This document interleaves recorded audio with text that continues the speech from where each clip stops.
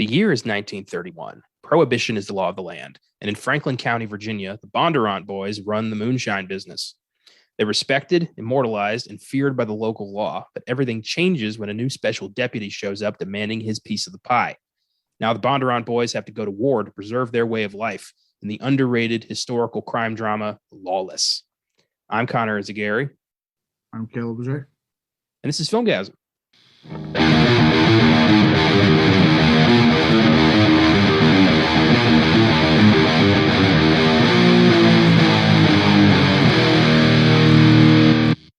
Happy Wednesday. Welcome to the Filmgazm podcast. Today's subject is Austin's pick on the cycle, the 2012 Prohibition crime drama Lawless. Before we get into it, I've got one quick update on the rewind. Today, we're updating episode 27 of the Filmgazm podcast, which dove into both the 1990 and 2017 versions of Stephen King's It. A prequel series is in the works at HBO Max. The series will explore the origins of Pennywise the Dancing Clown and is currently titled Welcome to Derry. No word yet on whether Bill Skarsgård will be reprising his role as the infamous clown, though Stephen King recently tweeted a suggestion that Pennywise may just be another alias of his overarching villain, Randall Flagg. How thought-provoking. That was exciting. Did you see that tweet? No, I didn't. I follow him on Twitter. I did not see that. It was something along the lines of people keep asking me who's the worst villain, Pennywise or Randall Flagg. Have you thought of the possibility that they may just be the same person? Like straight up, like maybe he's the same guy from Stephen King himself. So now I'm like, oh shit. That would be interesting. Yeah, that would be cool. I do wonder if they're interested in getting Bill Skarsgård, if they'll try to, because I know I read over the weekend, I had to double check to make sure it wasn't a fucking April Fool's prank. So I fucking hate that holiday and the sites that get in on it. Yeah. But apparently, they're talking about the Crow reboot again, and guess who, as of now, is attached to be Eric Traven. Yeah, we're going to talk about that on. I guess as of this recording, we still have to record sneak preview, but this will already be out, so we will have already talked about this. But yeah, I read that Skarsgård's the latest Crow. Yeah, so I mean, and from the way I read it, this one's going through, like, they're actually deep in pre-pro. They got production dated for June, like it's happening, type of thing. Now, anything can go wrong between now and June, right? But depending on how that lines up, hopefully they can, if they are interested in getting him back to play Pennywise, depending on what their approach, because they just announced it. We don't know. And then they've announced it with like the plan, which is it's going to explore the origins of Pennywise and his stake in Derry. So I'm very curious on what they're doing with this. It's the first time they've ever done like anything that isn't adapting the fucking book. So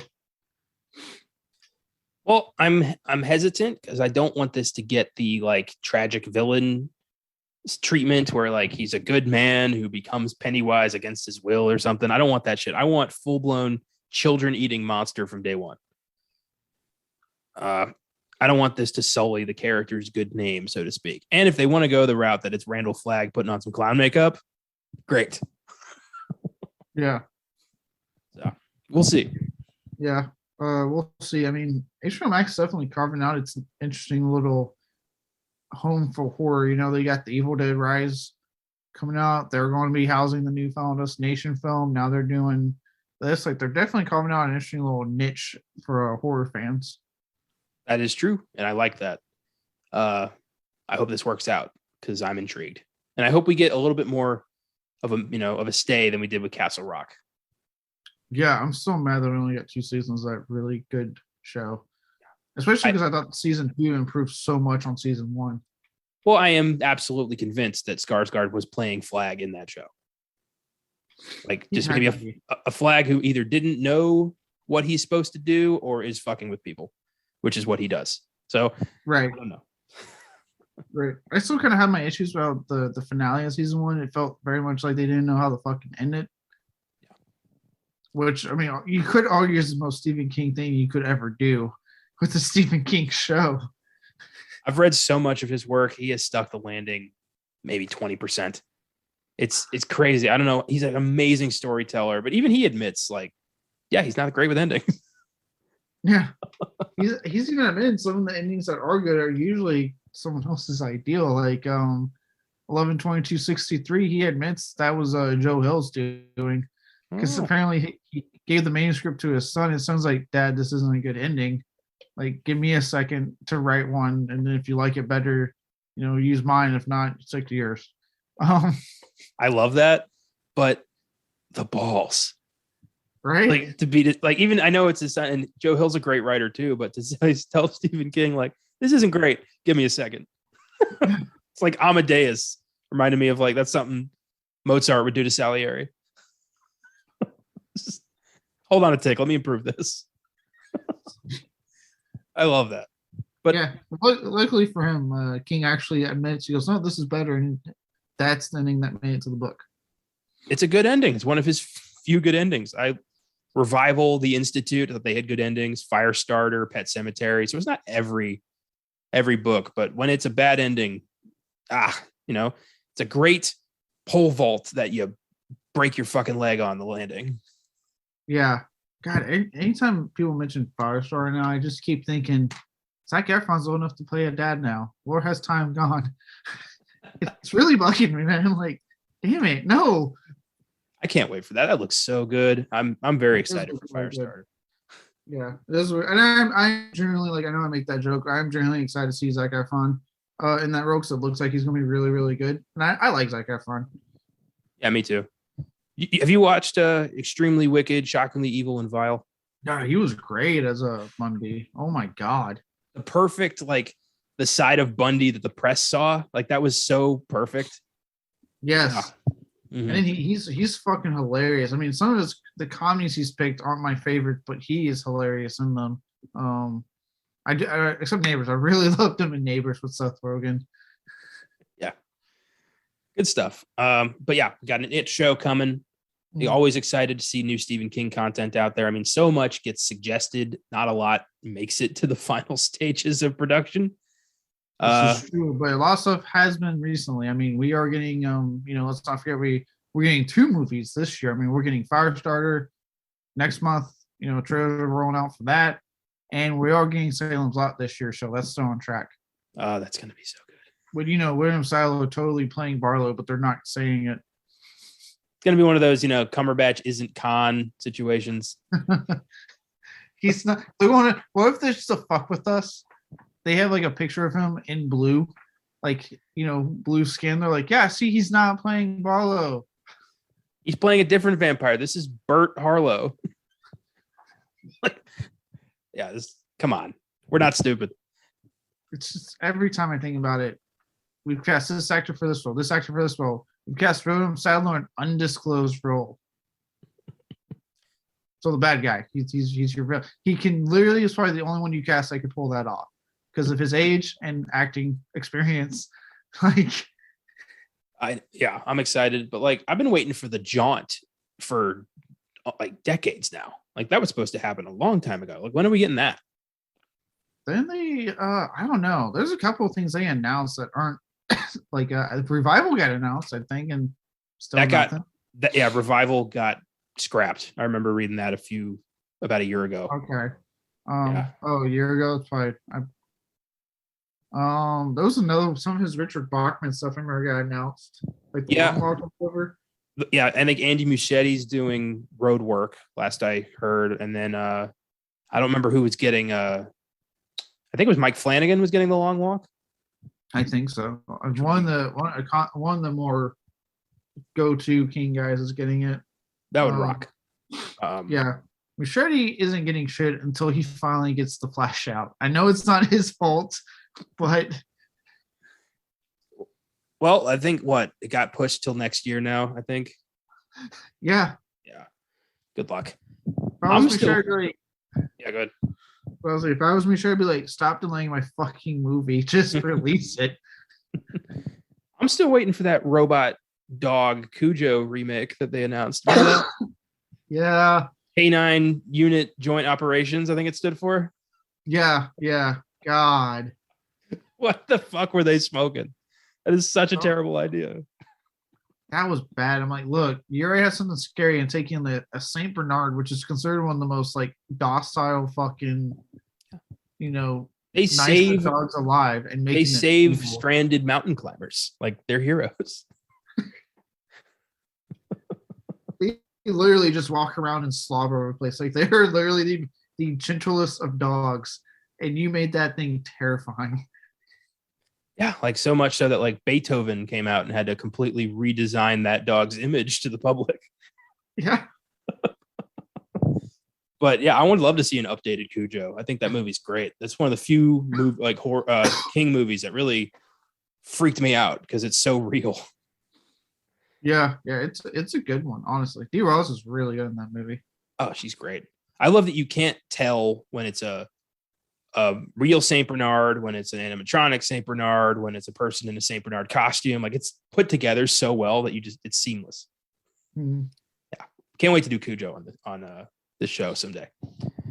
So many King adaptations I'm holding off of because I want to like time it with a remake, but I'm just when am I getting the goddamn remake? Never, so you might as well just do it. Might as well.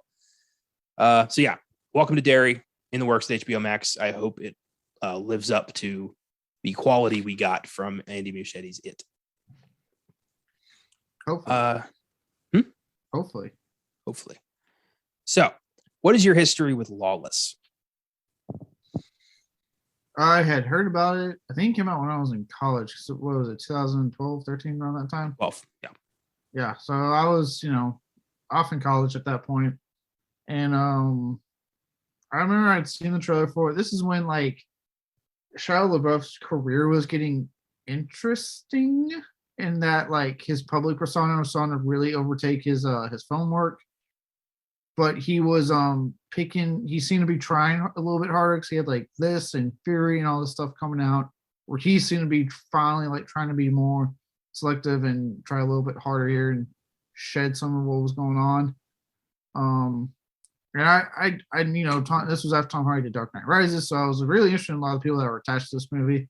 I was like, I'll give it a shot. I'm always up for a good gangster flick. And I remember really liking it. And weird, because I remember like people kind of like, it's all right. I was hearing like mixed things. I was like, I'll still check it out. What hurts a Netflix rental at that point? I was in college. I didn't always have money for the theater. And so I ran in and I watched it and I was like, this is really good. I don't get why people were like so mixed on it. I thought it was good.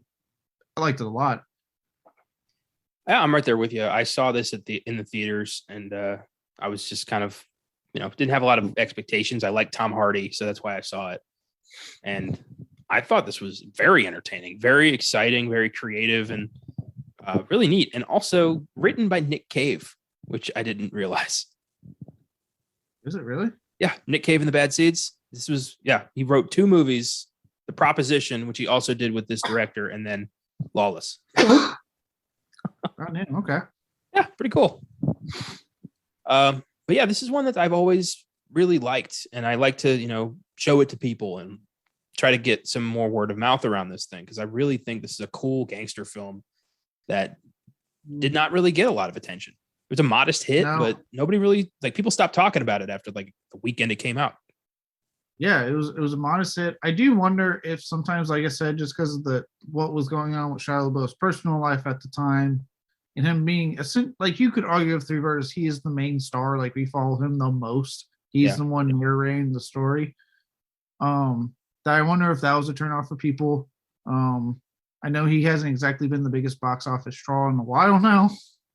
To the point where, and actually, it sounds like he might not be the greatest person to work with on sex. I know he got kicked off a recent film for terrible behavior. So I wonder if maybe there was some backlash for that. Maybe, I don't know.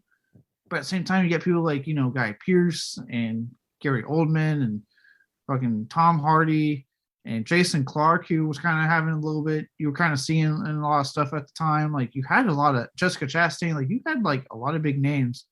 But I mean, that's the only theory I can kind of see maybe Shia LaBeouf's persona in real life was putting people off at the time. Well, I mean, the abuse allegations didn't really come about until like early 2021, or maybe 2020, 21. Whenever Pieces of a Woman came out. Yeah, but I'm talking about like this was when like the whole like just do it and like him putting on the bag with the I'm not famous, like he was doing all these weird antics type of stuff. I forgot about the just do it. Yeah. He had a bit of a snap. Yeah. I did like there was like a YouTube someone showed me where someone was talking about like running away. It was a song about Shia LaBeouf this guy put on and like running away from him in the woods, and it ends with like Shia LaBeouf being the only one in the audience just standing up and clapping. I want to do a deep dive into that guy at some point. Just I want to know, like, I watched Honey Boy, so I got a good gist of what happened in his life. But he's a fascinating guy. He's a really talented actor. He's got so much personal shit that's connected to his career that he just can't seem to escape. Yeah, and that's why I've actually like I've been a fan for the most part. I grew up watching Even Stevens, so he was with me since I was a kid. I remember like being really happy when he made that transition to films, and he was getting like the Transformers films at the time, and it was like, oh man, Disturbia, Eagle Eye. Like I was like, man, look at Shia LaBeouf. He's in movie roles, and he's really doing good out. These are successful films. I really like Disturbia. Actually, I'm a big fan of that one. I know it's like essentially Rear Window. I know, but I like it. Okay, it's a good movie. I think it's a lot of fun.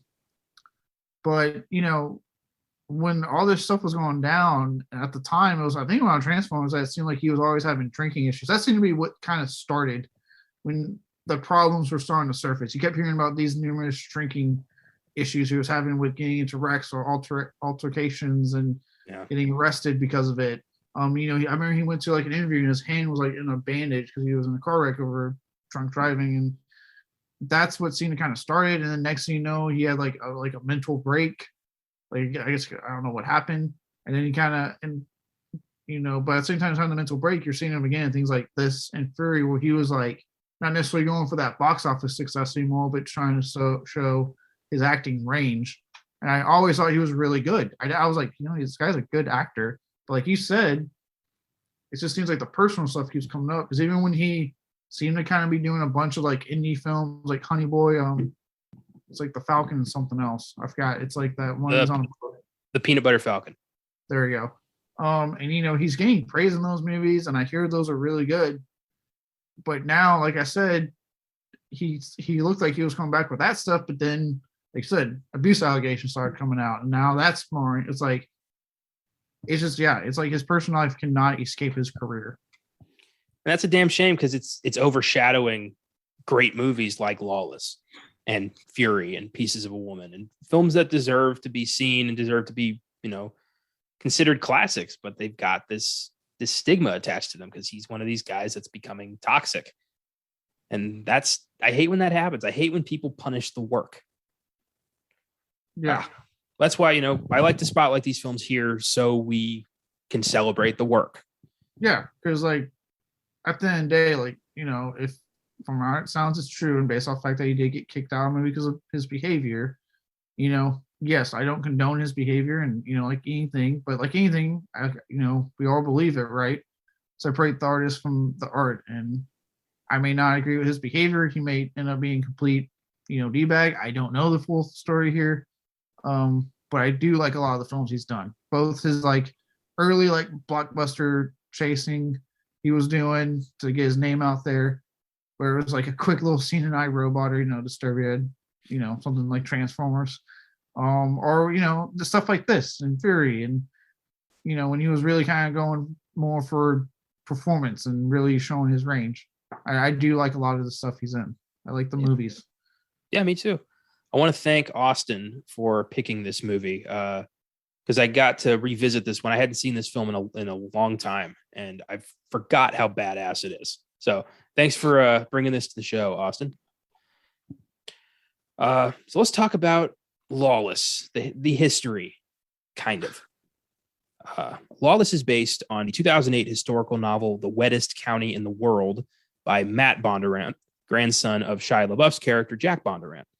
So the story is largely fictional, but it is inspired by the real-life antics of Jack Bondurant and his two brothers, Forrest and Howard. They're real. The three Bondurant brothers, Bondurant. I'm going to be just cycling between those two, whatever my mouth feels like saying at the time. And they exist. They were bootleggers in the 30s in Franklin County, Virginia. But, Floyd Banner didn't exist. Charlie Rakes didn't exist. Like, a lot of that's made up for dramatic effect. So I don't know if you could really call this film a biopic. Well, I'm sure the part that's biopic is the fact that they were bootleggers, and I'm sure they had that status that they had in the movie. I'm sure they were, because if that's what like they're drawing from the book that the grandson was writing, those are stories that he was passed down, right? Yeah. Which means either the family could have made it up, or that's how those brothers were. They could have been. I mean, it's a small town that they were doing this, and they could have been top dogs in that small town when it came to bootlegging. I can believe that. That's true. Well, Matt Bonner was asked about this, and he was asked, like, where'd this idea come from? What was the truth? What was the myth? And he said, quote, "The only thing that prompted me to write this book is that I had a general sense that my grandfather was involved in moonshine. But those kinds of stories are not talked about in Franklin County, particularly in my family." So it's almost like it's a dark stain on that area that they kind of want to forget about. Right. That's the vibe I got. And now it's been immortalized. Yeah. So I like to believe that, yes, as far as what is true is that the Bondurant boys were top dogs and you didn't fuck with those brothers. No. One bit. I mean, bootlegging, was big money when Prohibition happened, when the Great Depression kicked, and all of a sudden everyone was like, also, you can't drink. People were miserable. People wanted to drink. And that, as Al Capone says in The Untouchables, people are going to drink. It's just a need he's fulfilling. Yeah. And it's one of those crazy laws that, like, why would that ever get passed? Like, it's the history of Prohibition is fascinating because it mostly came out of women's temperance groups who were believed that alcohol was the devil and it was making their husbands, beat them and be angry and not come home at night. So alcohol was the culprit, not these asshole dudes. What was their new way to justify that when the alcohol got illegal and their husbands came home sober and still beat the shit out of them? What was their excuse then? And it was like they're not praying enough at church or some shit. But President I think it was Hoover is the one who enacted Prohibition. I got to look up my history on that because I think FDR appealed it or repealed it. That was how he got elected. He's like, I'm going to bring booze back. And they're like, you win. America was like, we don't care what else you got to do. You're bringing booze back. Yeah, we got you. Can we get to an election day, guys? Can we hurry up? Yeah. So, that's how you become president for 4 consecutive terms. You dig us out of a depression and you give us back our alcohol. You're never leaving the presidency. And get us out of a war somehow. Like, this guy did everything. Yeah. I don't think any leader has had to deal with as much as he dealt with. I mean, to come into, he came into office with the Great Depression, the economy completely tanked, the Dust Bowl, war on the, at the verge of happening in Europe. And he's like, you know what? I got this. Like, just cleaned that shit up. He did. He went, and he looked at it and he goes, so what have I done as president? Well, that's easy. So you see this box I made, this nice list? Alcohol. Gave it back. Depression. Out of it. Dust Bowl. Over. Economy. Good again. War. We're fucking winning. I would love if somebody asked him that question. Like, what do you think your legacy will be? Like, what do you think you've done for the country? And he just says, like, he pulls out a bottle of whiskey, 2 glasses, pours it. It's like, what do you think? I don't know. I like FDR. He wasn't flawless. No leader is, but he did a lot for this country. He had a crippling disease and still led this goddamn country.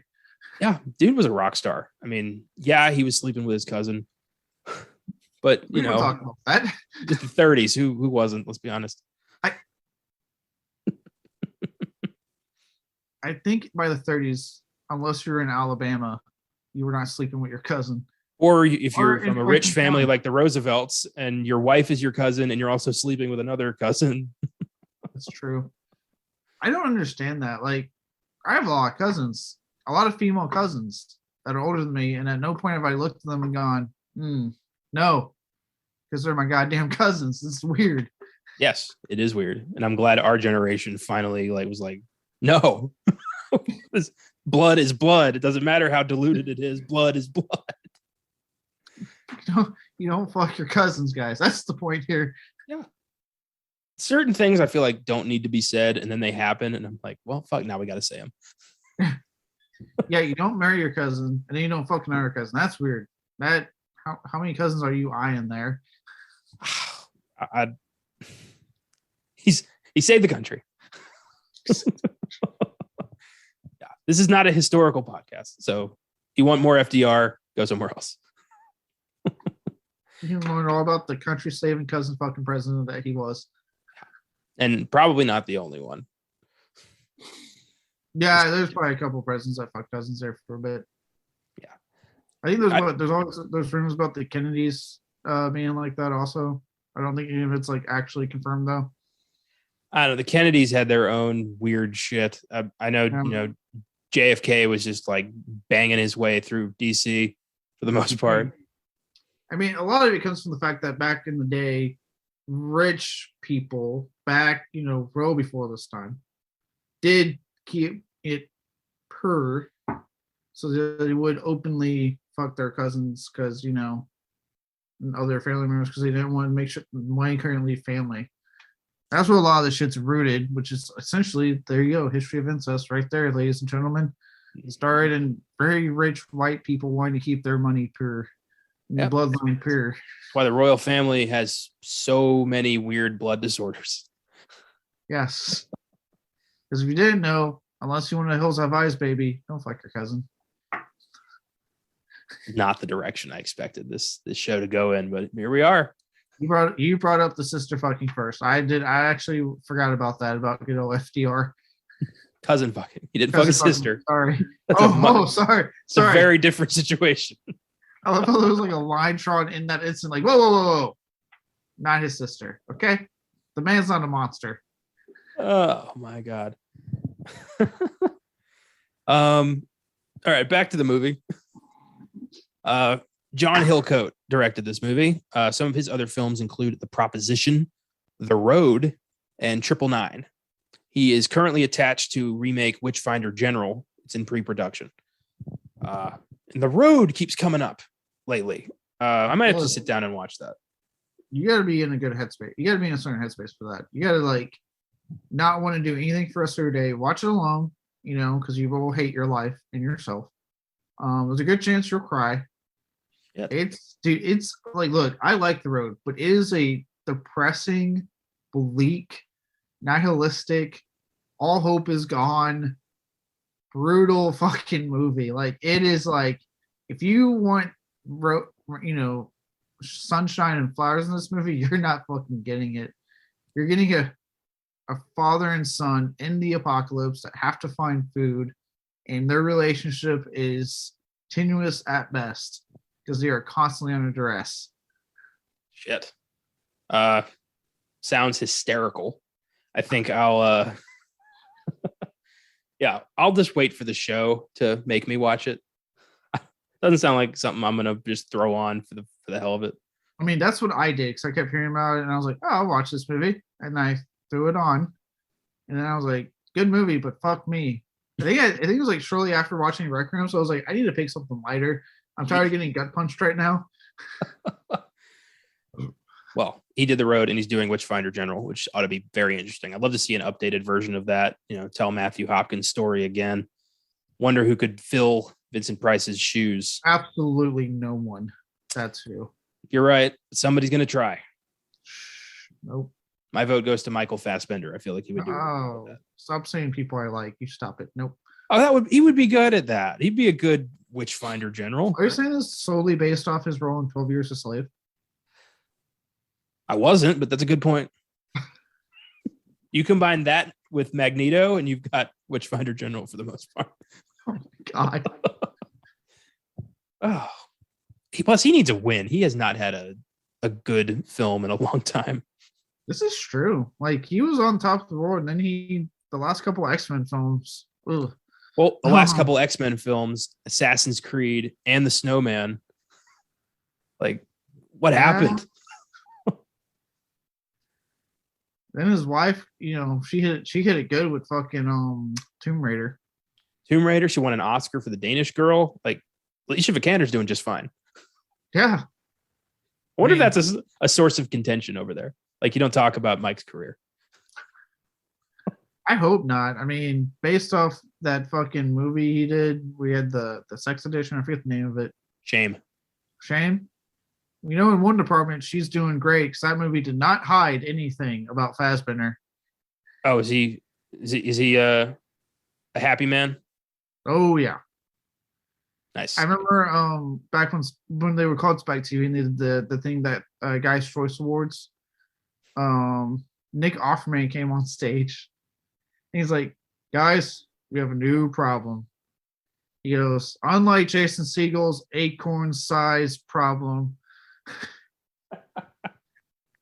he goes, we have a new one with Fassbender. It is more than a hot dog. It's the longest thing we've seen. And then they showed like a screenshot and they had this comically large black bar. And he's like, I know. We should be scared, boys. Shit. Well, good for him. I guess, what's a film career when you got that? Who cares? I bet he doesn't need to pick scripts anymore. He's whatever he gets, he gets. Right. He's married to a successful actress. As long as he's keeping pleased in that regard, she's kind of winning. And he's also winning because he's getting laid, so I guess. I do. All right. All jokes aside, though, I do think he's a great actor, and I really want him to have a win. Yeah. No, I do. I would like to see him in some more stuff because I haven't seen him. Because there was the fucking Prometheus was being promoted as like the next big thing. We saw how that went, and most people take out Alien Covenant as the whole like now blow me or whatever the fuck. It was. He did not. Oh, whatever. It was not that subtle. No. It was like a finger. Now finger me. That's what it was. They were playing a flute, and David tells Walter, "I'll do the fingering." Yes, there it is. Yeah. Which wasn't finger me, robot. It wasn't that. It's still not subtle the way they wrote it in. I'm like, that's a little bit more subtle than that. No. But apart from that, he is killing it in that movie. No, he's really good. Yeah. He's really good in both movies. Mm-hmm. I don't know. I guess I don't know how we got here, but I look forward to hopefully seeing a bit of a comeback. Yes. Maybe in Tomb Raider 2. Maybe they do like a cute little husband-wife duo thing in the movie. I think he was also in Jonah Hex. He's not good at picking scripts. Like, Jesus. He's got to fire his agent, get somebody else. Maybe he is a point of contention at home. He's just looking at her like, oh. I don't know. Maybe his agent's constantly putting him in crap, so he'll his career will tank. Alicia will divorce him, and then the agent can have her. Maybe that's what he's trying to do. Agent is trying to steal Alicia. Maybe. I don't know. I can't. I'm trying to figure out how does he keep bombing so dramatically. I mean, he's not just getting bad movies; he's getting worst of all time movies. Yeah, he really is because a lot of people hate Jonah Hex. A lot of people hate Dark Phoenix. The Snowman was such a colossal bomb. Assassin's Creed didn't work out. No, bonkers. I like Michael Fassbender. I want to make that very clear. I think he's a great actor. I want to see him in more stuff. Yeah, that's what I'm saying. So I would love to see Michael Fassbender in more stuff, but I don't know what happened. Okay, moving on. Let's talk about the cast. Shia Labeouf plays Jack Bondurant, the little brother who wants in. Labeouf got his start on the Disney Channel series Even Stevens before breaking out in film with the 2002 movie Holes, which is still one of my all-time favorites. I like Holes a lot, yeah. Since then, he's appeared in some heavy hitters, including the Transformers series, Honey Boy, Fury, Pieces of a Woman, Constantine, and Indiana Jones and the Kingdom of the Crystal Skull. Yeah, I think he's good in this. I think he got a little too hot-headed, especially when he took a swing at Tom Hardy, which was a very stupid thing to do. You took a swing at Tom Hardy in the movie? No, in real life, like on set.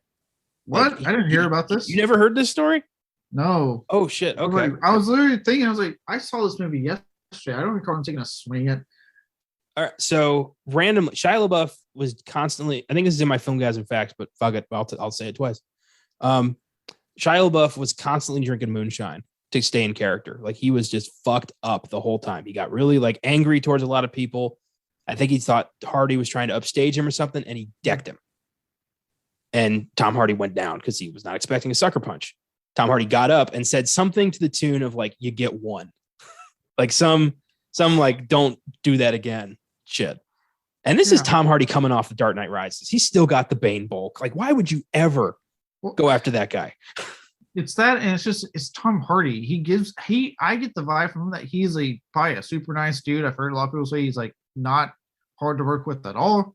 Like he's great dude, but like, no, he looks like someone you do not want to piss off.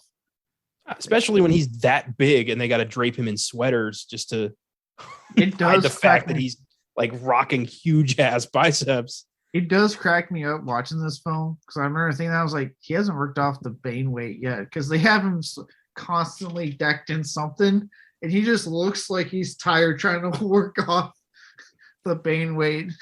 He's walking around like a goddamn silverback. Like it's this dude I feel like could punch Shia LaBeouf's head clean off. Yeah. And that's the guy you want to fuck with. It's amazing what people do when they're drunk. Even looking at him, like even in Venom, he looks like he could destroy fuck Shia LaBeouf. Like Tom Hardy's always been like a big dude. Well, I love that his response is like, "Don't try that again." Yeah. I have learned in life, not that I'm going out decking people. I don't. Like I usually just stay home anyway. But if any dude tells you that some accent, like, "Oh, you get one," do not tempt fate. Those are guys you do not want to fuck with because that shows that they're nice to use with self-control, but they will annihilate you if you keep pushing their buttons. Okay, so according to Shia LaBeouf himself on Hot Ones, this is all bullshit.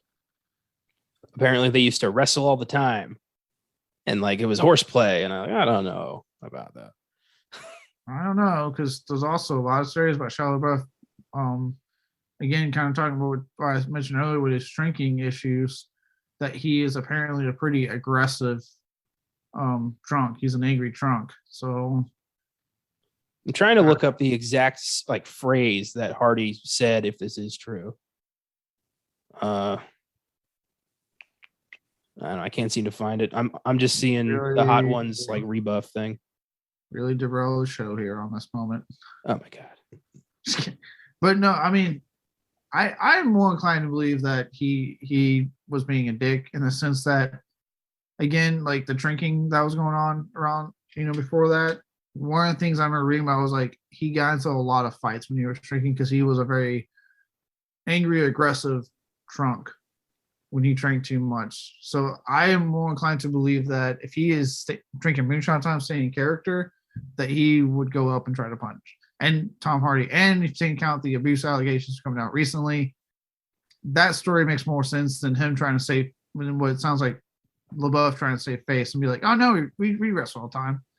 Like, no, because Hardy looks like he's tired of shit because he's working off the Bane weight anyway. So it looks like he doesn't want to wrestle. Yeah, I do love that he's just mumble speaking his way through this movie, and he's the most intimidating dude on set by a lot. Yeah.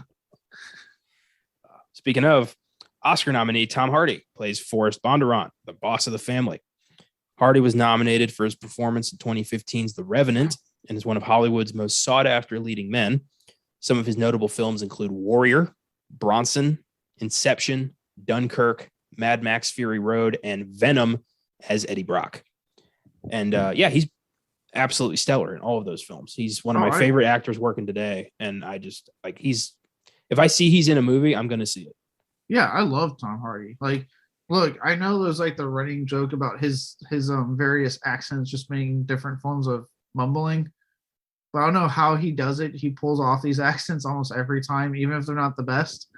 Like, you can shit on all the different ones. You remember them. Like, say what you wrote about the Bane voice. You remember how Bane sounds in Dark Knight Rises because of the voice he picks for that. You remember how he sounds in Mad Max Forever. You know what I mean? Even though Bane was whitewashed in The Dark Knight Rises, and the character's Latin, I would have liked to have seen a Latin actor take on Bane, maybe one day. Tom Hardy kills it. Like, he is so good as Bane. I got no real beef with that movie. I know a lot of people have said, he's goofy, sounds weird. No, I'm intimidated by Bane in that movie. He's great. Have you seen Bronson? No, that's been one I've been meaning to watch. I hear he's really good in that. That is such a crazy movie. True story of a dude who just got locked away in solitary confinement for so long that he created an alternate persona called Charlie Bronson to take care of him almost. It's so weird, but it's a true story. Yeah, he's amazing in that. Another one where he bulked up big time. I think that's the role that got him Bane. I think that's what I remember correctly. I think it was a mixture of that and Warrior, because he got fucking built for Warrior. Jesus, Warrior is such a great movie. It's a really good movie. I love, I love when he does these American accents because they sound so funny to me. Like between the one in Warrior and in Venom, because he does very general of the area accents. Yeah. I think he's a good actor. His Oscar-nominated turn in The Revenant is stellar. He's such a bastard in that movie. Yeah, that just keeps going on about pelts. Always talking about the pelts. Yeah, I love the Honest Rose when they point that out. They're like, he talks about the pelts a lot. Yeah, I can't hear these goddamn pelts. Yeah, and as Forrest Bondurant, he's just every time he rolls up, strolls up with this gait that only a boss can have. And he's just what are you going to do about this? It's all about, personal accountability for him. He's never we got this. He's you got to take care of this shit. Yeah. You fucked up. And I love when he's he can tell Shia Labeouf and Ray say well, I was going, he's we're not taking care of it. You thought we were going to help you out? Yeah. Is that what you thought? I love his his uncomfortability with women. When he's interviewing Jessica Chastain and he's just just wanders off. Yeah. I love how this intimidating dude that will just, you can look at a man and be don't make me go there type of thing. But then this, don't get me wrong, it's Jessica Chastain. She is a stunning fucking woman. But as soon as she comes in, he just is a child. He's I gotta go clean, and walks away. When she strolls up naked into his bedroom, and he's just what are you doing there? I love it. A lot of women would be insulted, but she's she gets this guy. She's clearly he's not going to make the first move. So if I want this to happen, I got to do something. Yeah, he's just going to keep staring so. I do when he does have his moment later with her though in the movie when Jack loses his shit and he has to. I love it. Jack's going all off half cocked. I gotta go get the goddamn car and go after him. He's so annoyed. This is a nuisance for him today. This is a minor annoyance. And but she has that moment, when she reveals what actually went down that night. And that's the one time you finally see him kind of be a little bit intimidating because he gets in her face and he's like, what did they do to you? Tell me what they did. Well, I was worried. I hadn't seen this movie in a long time, and I was worried, is he gonna leave her for that? Because in those times, I hate to say it, but there was a stigma. Another man has lain with your woman, she's quote unquote spoiled goods is what they would say. And I was worried is he gonna do that? But no, he married her and didn't tell anybody. Yeah. I love that. They didn't know they were married until years later. Yeah. He's a good goddamn man. I think he's a good goddamn man. He can't be fucking killed, which is amazing. Until he falls to the frozen lake, then he gets pneumonia. It's well, that did it. I do, and we'll, I was gonna wait till we talk about the last brother, whose name fucking escapes me right now. God damn it. Howard. Jason Clarke. There we go. But I really love the dynamic of the brothers in this movie. And, one of the things I remember when I was watching it this time was like, in the scenes that Tom Hardy has with Shia LaBeouf, Forrest and Jack, you can see that, like, even when he's sitting there going, hey, what are you going to do about it? You can see, like, Jack really kind of looks at the situation wrong when he's like, I'm tired of cleaning the store, and that's it. I always got the feeling that Forrest didn't think any less of Jack or anything. He just didn't want his brother to get involved in the business. Yeah. It's like they even say it at one point, oh, Jack Bondurant, the runt of the family. Forrest knew he didn't have it in him for that kind of thing. And he was like, I don't want him to be in that. So yeah, work the store, do an honest living, stay out of this. Yeah.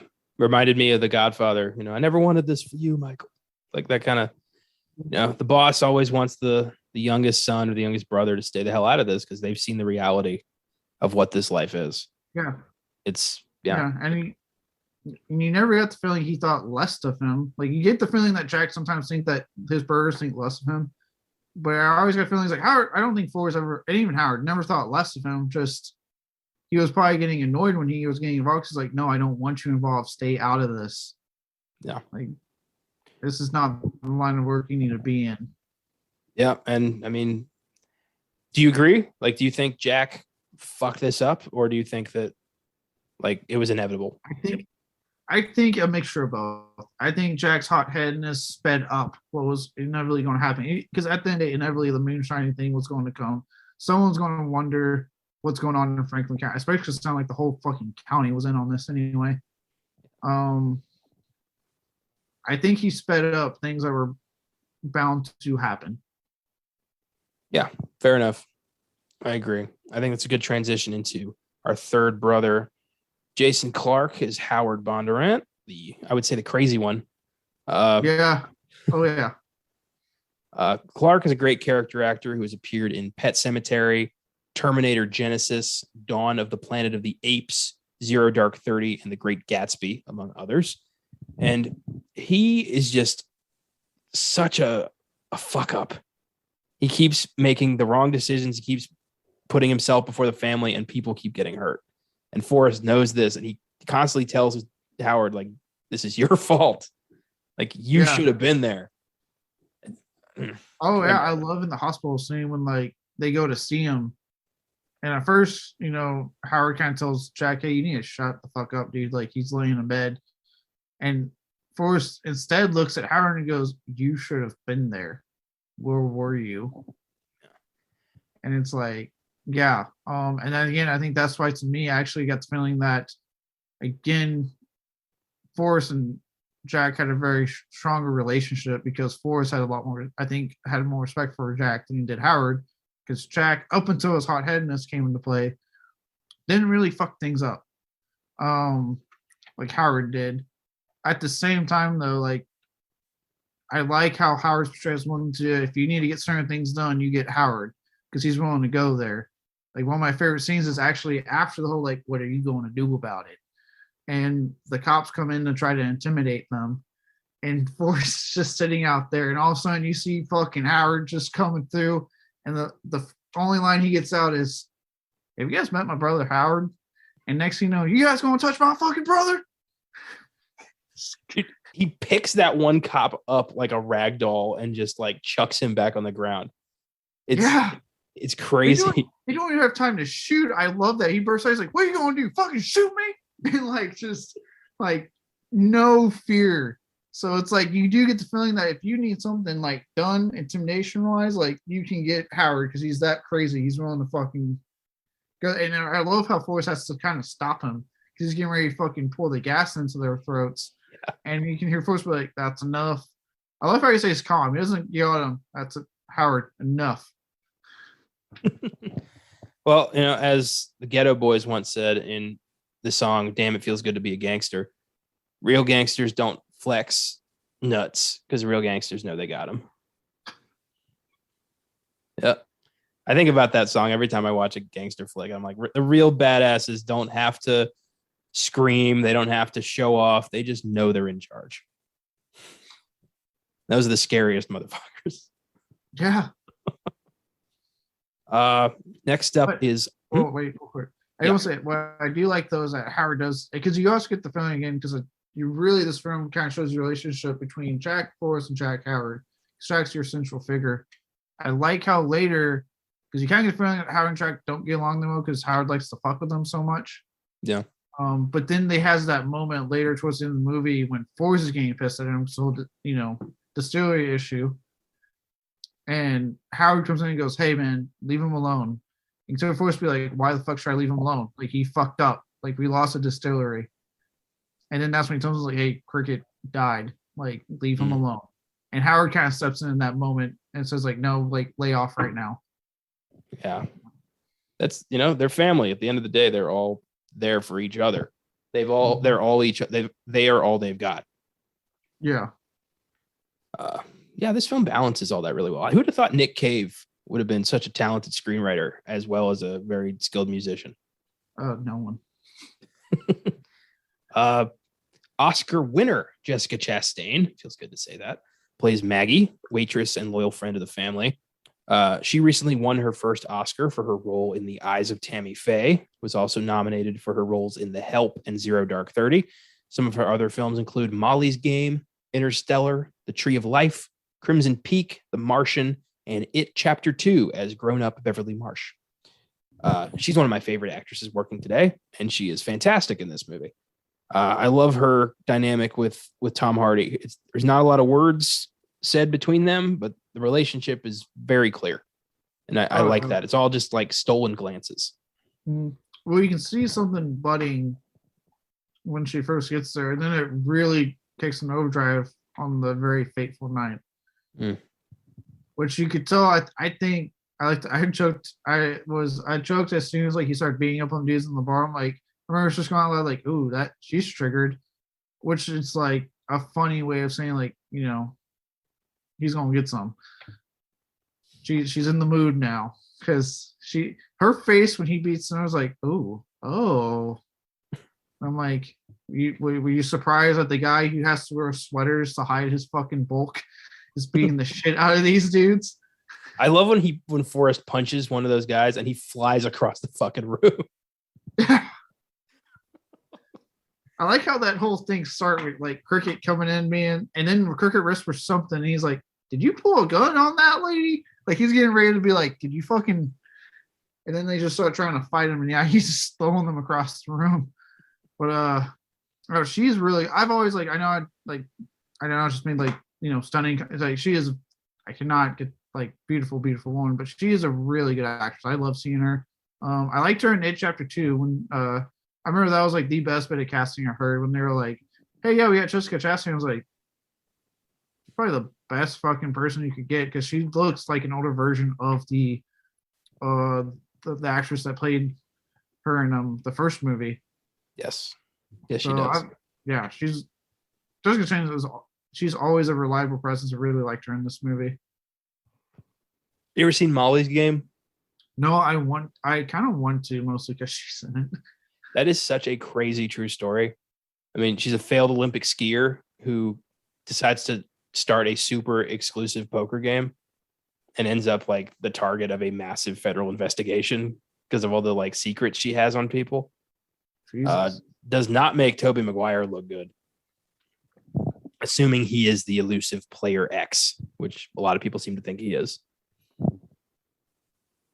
Okay. In the movie, there's an actor called Player X in the movie. It's like implied he's an actor. In the book, he's named, I think. Or he's not named. Michael Cera plays him in the movie. And he's this like crazy, weird asshole. And because of Tobey Maguire's reputation and love of poker, everyone seems to think it's him. Does not come off favorably if it is him. I wonder if that's why he went ahead and did No Way Home and said, yes, he's trying to rebuild his reputation, get the heat off. Yeah, got to rebrand. But yeah, really good movie. Aaron Sorkin, I believe, wrote and directed it. Okay. I didn't know Michael Cera was in it. Good for him. I don't see him a lot anymore.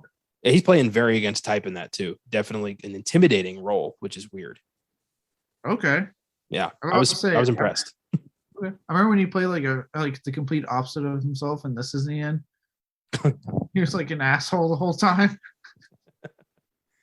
That's a funny movie. It is. Apparently Rihanna actually slapped him.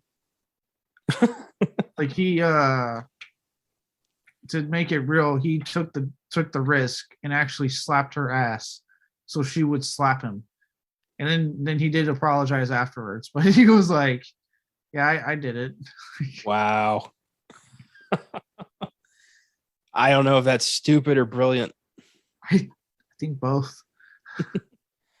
Next up is Guy Pearce, plays Charlie Rake's special deputy and professional slimeball. Pearce is another noted character actor who's appeared in such films as Memento, Iron Man 3, LA Confidential, The Hurt Locker, Prometheus, The King's Speech, and The Count of Monte Cristo. He has garnered quite the reputation for playing just sleazy bags of shit. He is very good at that. I'll say his character is terrible, but he is so goddamn good in this movie. It's like, oh, I hate your character, but I can't look away. But I'm also rooting for you to fucking die. Like, God. What great costume design. I mean, the part in his hair is like an inch thick. It's so noticeable. His eyebrows are like non-existent. Like even his gun is shinier than everybody else's. He's always wearing like gloves. He's so prim and proper, but he's such a sadist. Yeah. And then like some of the implied stuff, like I even seen this again recently with that whole scene with the chicks crying in his bed where he's doing his hero. I remember watching going, what happened? What did he do to this poor lady? Because she's naked in his bed. So something sexual here. And it doesn't sound like it was pleasurable in any way, shape, or form. No, it's just, I think not knowing what happened just makes your imagination run wild about like what he's capable of. Yeah. Yeah. Very good storytelling there. Yeah. No, God. And but at the same time, I love like the constant, like you can see in his face the annoyance that the bond rots just keep getting the fucking better of him. He's just like, God damn it. Yeah, he keeps calling them these dumb hicks. Like he's so much better than them. Like how are they winning? Yeah, you can just see the annoyance in his eyes as they keep eluding him. And oh God, he brings on one of the most it's a quick scene, but he is involved in like a scene that just makes me fucking cringe when I see it every time. And it's the hot tar death. It's not even a death. That guy lives. Yeah, like, oh my God. I'm like, yeah, kill this guy because look, I'm sorry, like moonshining, like you never should have made alcohol illegal. I don't view moonshiners as like that bad of people. Unless you're like Al Capone, you're actually like actively like murdering and other stuff with it. But like people that are literally just making alcohol to give to people because the government said you can't drink it anymore. I'd argue that if prohibition had never been established, we never would have gotten the giant wave of organized crime that hit the United States in the early 20th century. We brought it on ourselves because we fucking made something that was literally legal for years and said, nah. For all of mankind's history, it was legal. And then all of a sudden in America, we're like, no more. And you can't do that. You're going to create a market that's untapped and people are going to take that power. It's the Untouchables did it so well. Showed that the effect of Capone, the reach. I also love that in that movie, sidebar, when Sean Connery like just opens his like secret cabinet and he's got a bottle of Irish whiskey. He's just like, yeah, even there, like, yeah, this is stupid. Yeah, like why this should not be illegal. Jesus Christ. It's a drink. Yeah, it's personal accountability. I believe the same thing about, legalizing. I think we should legalize all drugs and leave it up to you to decide what you want to do with it. That's up to you. That's personal accountability. I think we need more of that. Yeah. Well, I know they've been pushing for a lot of years recently. The House has been actively pushing to get the Senate to just say, let's federally legalize marijuana. Short Short of an executive order that's like enforced, it's never going to happen. Yeah, well, because I know it's been in the news recently because House passed the bill again. Yeah. And they're saying the Senate actually looks good because it's Democrats in the Senate, right? So they're all on board. But they're saying now the biggest issue is Biden, in a surprise move, is like, nah, I really don't want that to be legal. It's like, come on, who gives a fuck? Yeah. Democrat in the streets, Republican in the sheets. Right? Hey, we have your student loan debt gets in office. Nah. Yeah. I don't want to get too political here, but yeah, that all that stuff really pisses me off. It's more of this is not a Democrat versus Republican thing for me. I am firmly in the middle. It's a don't promise stuff in your campaign that you're not going to fucking deliver. Yep. Me too. Yep. Right there. Me too. And I apply it to both sides. Yep. I don't choose teams. I think they're both full of shit in their own way. Whatever. Prohibition was an idiotic decision. Got a lot of people killed. Dumb. Especially on like the cusp of the fucking Great Depression. Like, what is wrong with you? Yeah. And then what immediately happens after Prohibition's repealed and we all get to be, economies safe again? World War II. Like there was no breathing room at all. It makes so much sense that like the 50s are just like quiet decade of American history. Because I was like, fuck it, we don't want anything to go on. I think the only thing going on was people were scared of communism, which was like the stupidest shit. Well, yeah, 50s were bliss if you were a white guy. Anything else, that was a nightmare. If you were a white dude, man, you're looking at like Great Depression, Prohibition, World War II, and you're going, oh, thank God for this decade. Woo! I'm making money. I can drink. I can go and beat my wife. God. Jesus Life's great. Oh my God. I especially lately because of I'm in grad school for history, so I'm learning like the real history of a lot of this shit, and it's just like so dark and so twisted. Oh yeah, that's why whenever like before you back to me, I guess we'll keep going on the stage for a little bit. Whenever someone comes to me and goes like, "Hey, I wish we could just go back to the good old days," and I'm like, "You mean the days when women were second place and if you were any color that wasn't white, you should be scared to go out in public. If you had to live in a shitty marriage because divorce was looked down upon. Let's see. What else can I mention that has been so much improved since those times? That's what you want to go back to? That. Okay. Yeah. I don't miss polio. I don't know about you. Yeah, let's go back to when vaccines weren't a thing. So you were lucky if you made it to like age 40. Like, yeah, you're fucking right. Let's let's go back to the good old days, huh? I was reading this book in my Texas history class. It was about the populist movement in the mid, I think it was the early to mid 20th century. Well, the guy brought up this idea, the author brought up this idea that every election we promise to go back to normal. Things are going to go back to normal. What the fuck is normal? Normal has never existed. There's never been a time in this country where we weren't dealing with some crazy shit. So there is no such thing as normal. It's an empty promise. And that resonated with me big time, especially after what we've been through the past few years. Yeah. And what was funny too about what we've been through, right? And we are technically going back to like pre-COVID normal. A lot of stuff's going down. But what's funny is the amount of people that are getting pissed about that. They're like, how dare they drop the mask mandates and vaccine mandates? I'm like, why do you give a shit anymore? Like, at this point, 2 years in, people who are dead set against getting vaccinated are not going to do it. People that are dead set against masks are not going to wear them. Yeah, drop the mandates, make it optional. Like, we're done. Like, I get wanting to keep your kids and stuff like that safe. I get that, I understand it. But guess what? They're getting approval to have your kids get vaccinated, for Christ's sake. So, anyway, back to it. But it's an unavoidable thing. It's hard to not just see parallels in history and want to shout them out. They were clearly repeating right now. Yeah. Who'd have thought the 20s would look, we'd have a super flu again. We'd have brink of World War again. We'd have like it's wild. I wonder if some comedian got slapped in 22. I swear I'll to look God, that up. if these are in our Great Depression, I'm going to be pissed. Maybe, I don't know. I'm kind of just, I'm done being surprised. Like anything can happen at this point. And I won't care. Aliens could land in my front yard, and I'd be like, yeah, that makes sense. It's April. Alcohol gets fucking we go into prohibition. Jesus Christ. Well, it's looking kind of like that with weed, isn't it?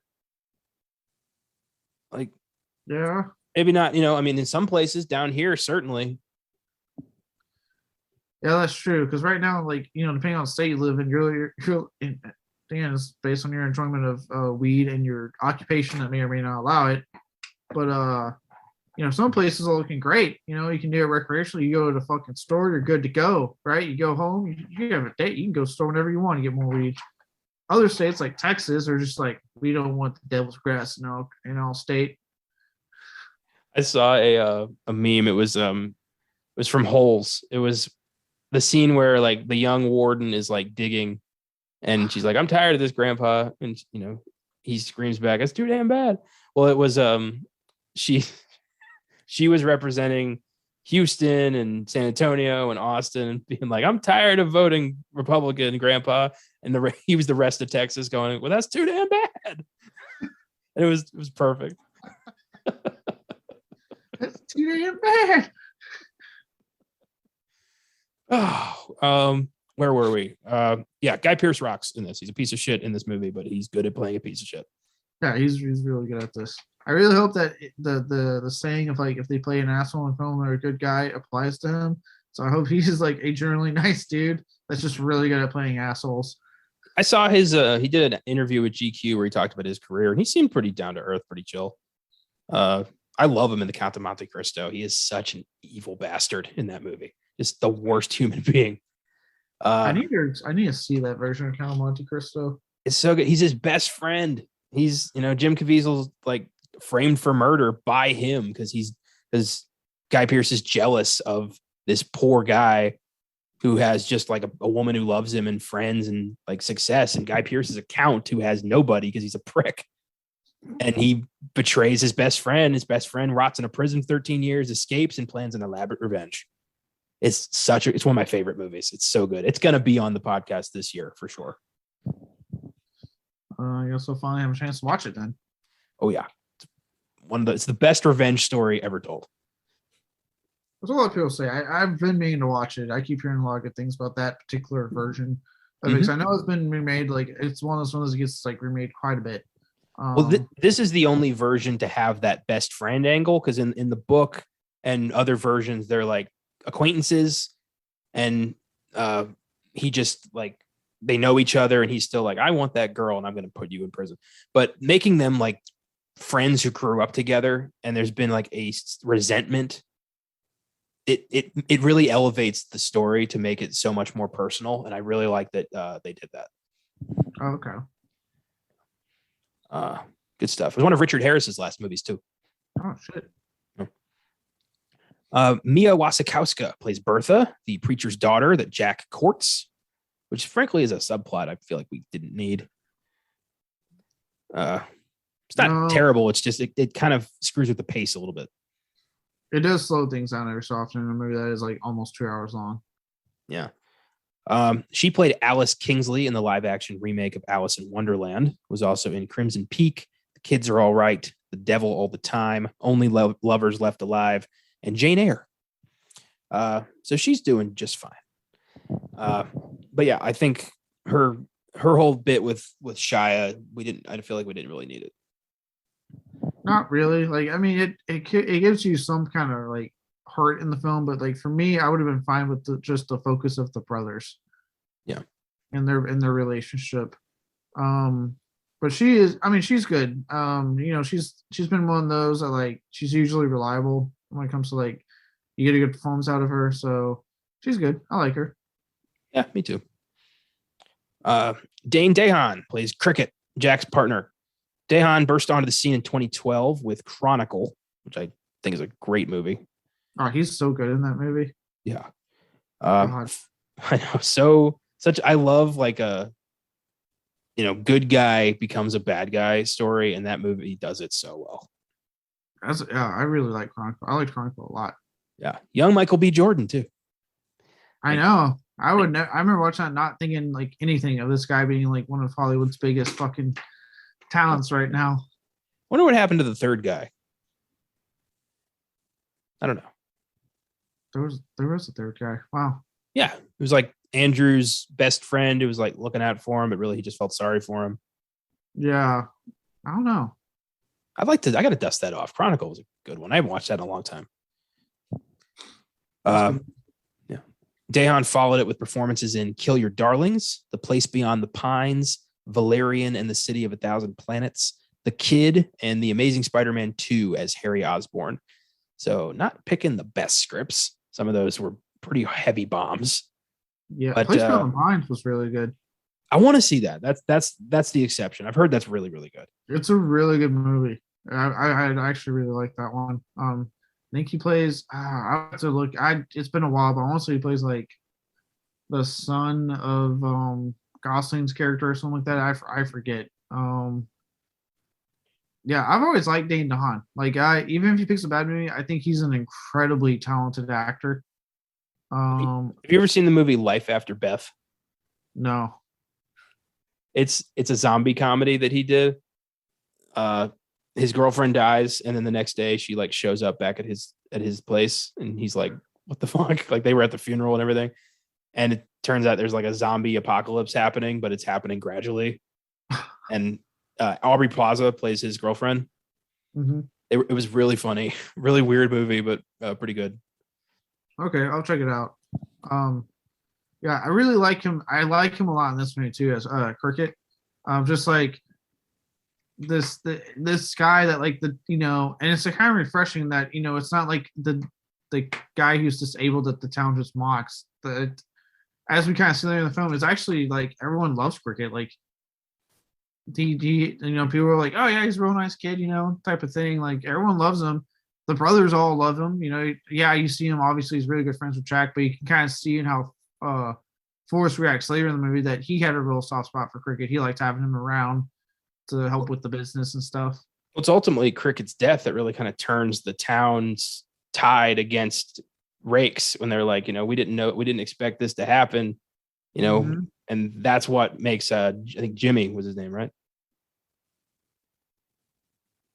The guy that Forrest confronts is like, you sold us out.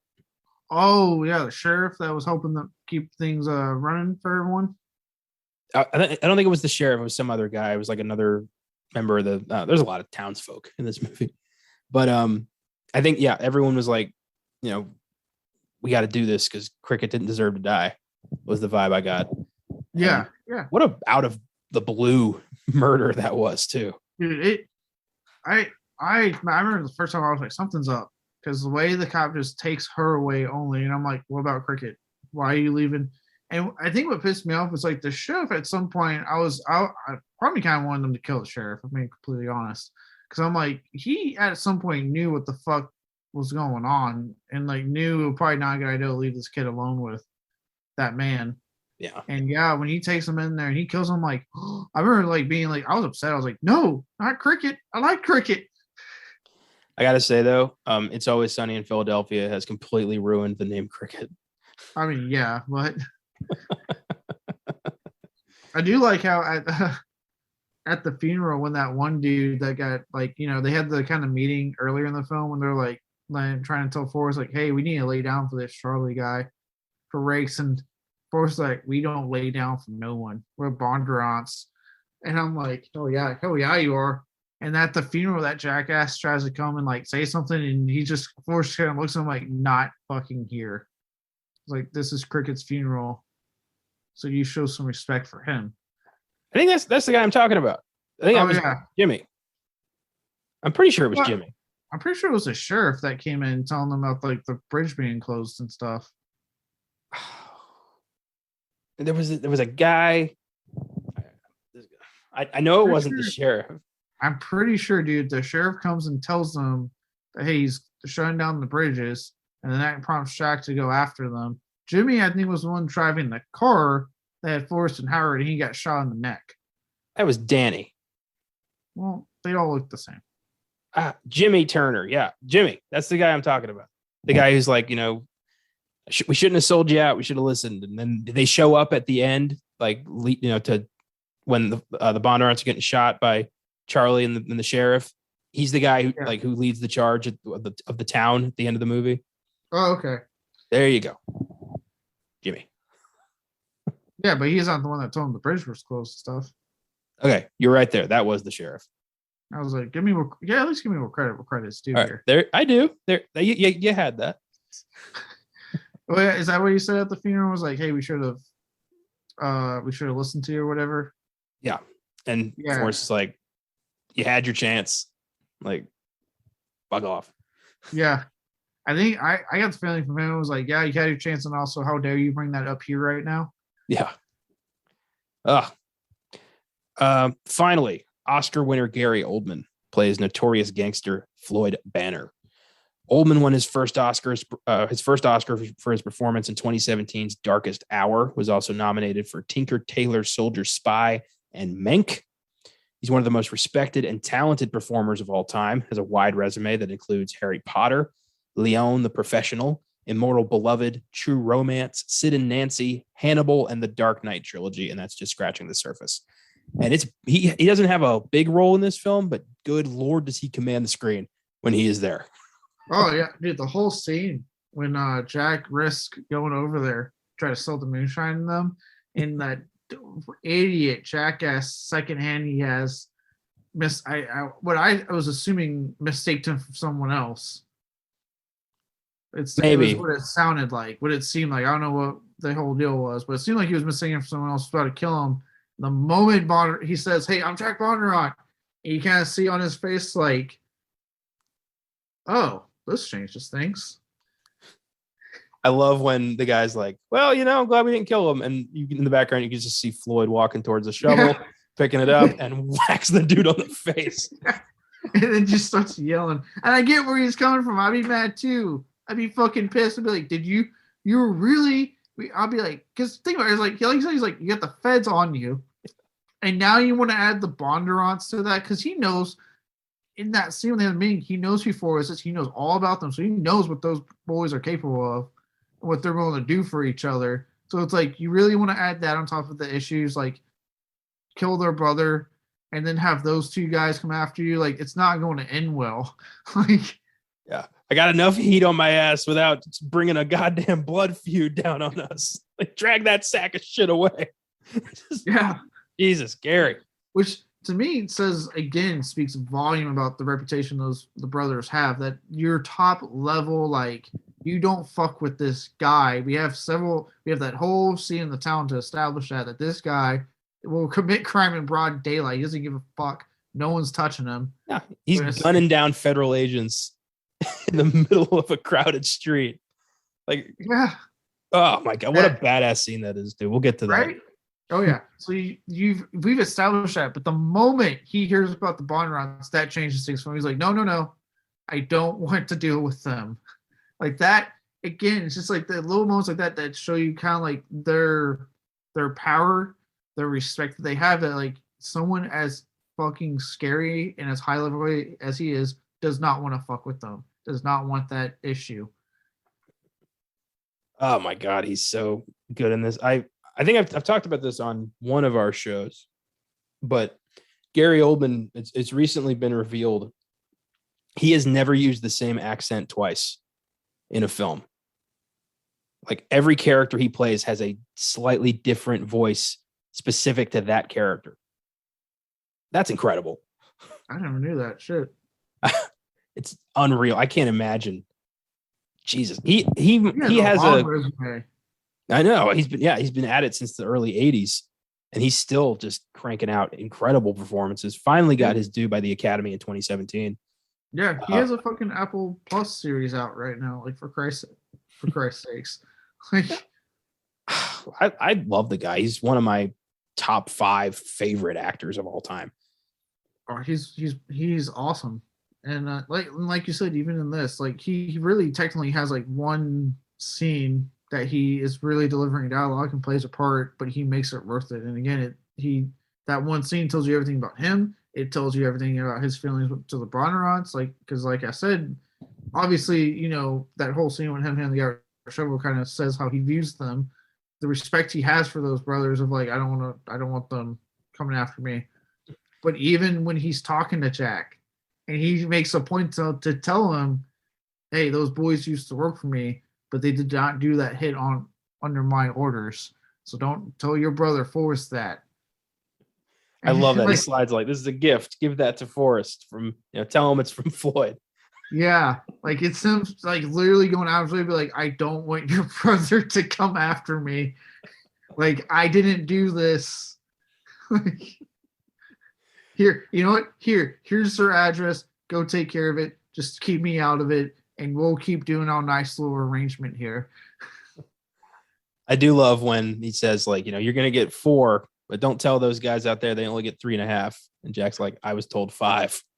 And Floyd just looks at him like, you got some balls, kid. Like, doesn't say it, but he gives him this look of like, all right, nice. Yeah, like, all right, I'll give you the 5. Oh, I love that scene. That might be my favorite bit of the movie. Yeah. Well, I love how, like, when he says, like, I was told 5, he kind of smiles. And you kind of see Floyd smiles back, like, all right.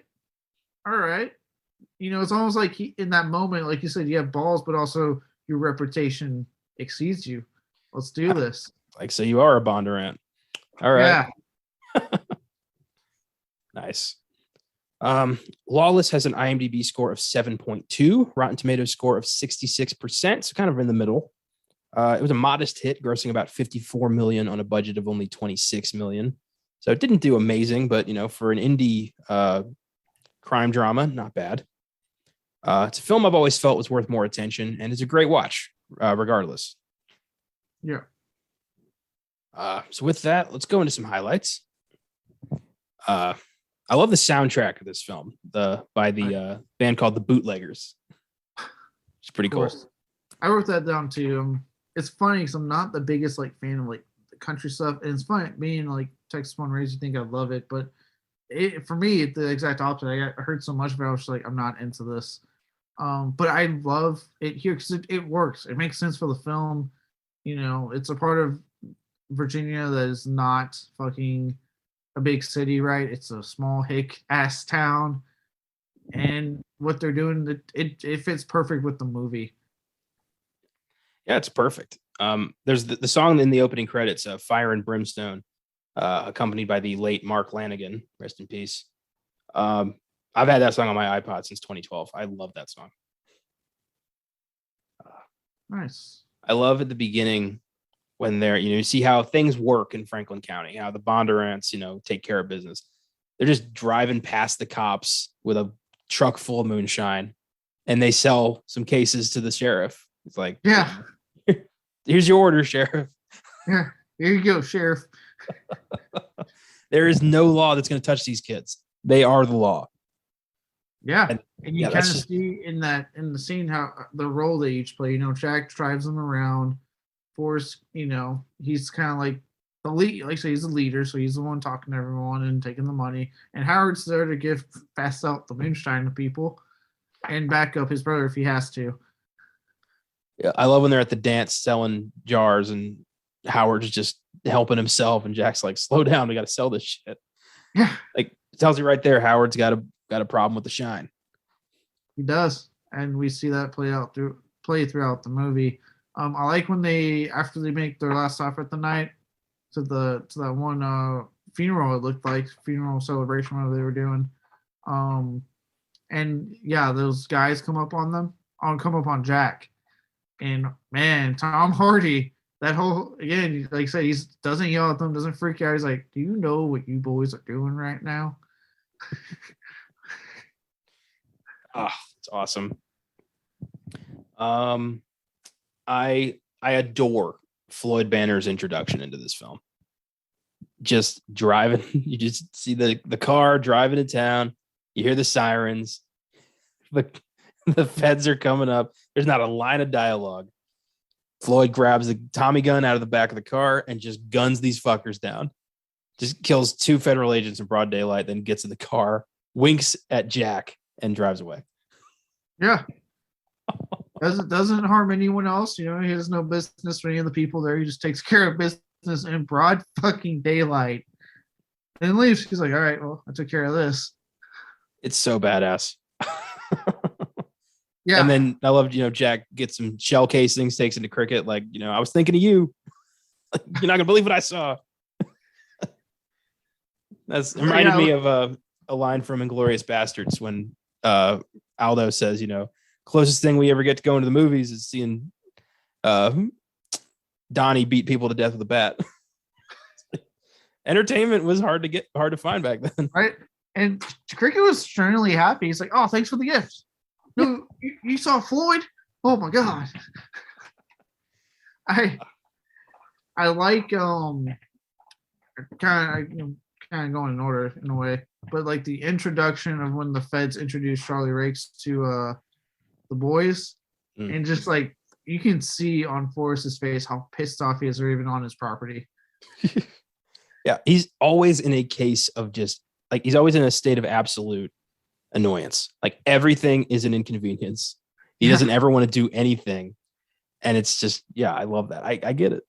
But yeah, when they roll up and say like, "Oh, by the way, we're in charge now," and I almost expected Forrest to like let out his inner Bane. Like, do you feel in charge? just puts the hand on the shoulder. You feel in charge? He starts talking like Bane all of a sudden.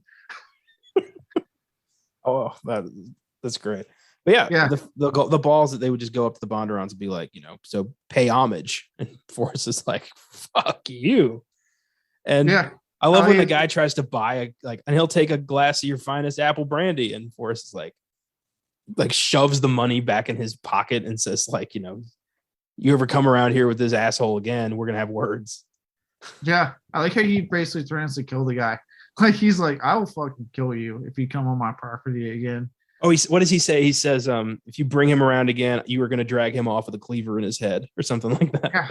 Fuck, man. Like Jesus, yeah. Which is, again later that same talk about Gary Oldman is what really endeared, kept Jack alive there. Not that he was not just the fact that he was a Bondurant, but the fact that they were the only ones that said, fuck you, get off my property. Yep. I love that. And Charlie just from the get-go is like, just this slimy, piece of shit who's just hates that he has to do this. He's constantly like wiping his hands of ever having to touch anything in this town. And just the way he talks is so like, he's like a fucking human weasel. Yeah, he says some pretty stupid shit in his opening scene, if I recall correctly. Yeah, pretty much. He's constantly challenging them to make a move. Yeah, and then he technically makes the first move because one of my most favorite scenes is the absolute vicious beating he gives to Shia LaBeouf. Ooh.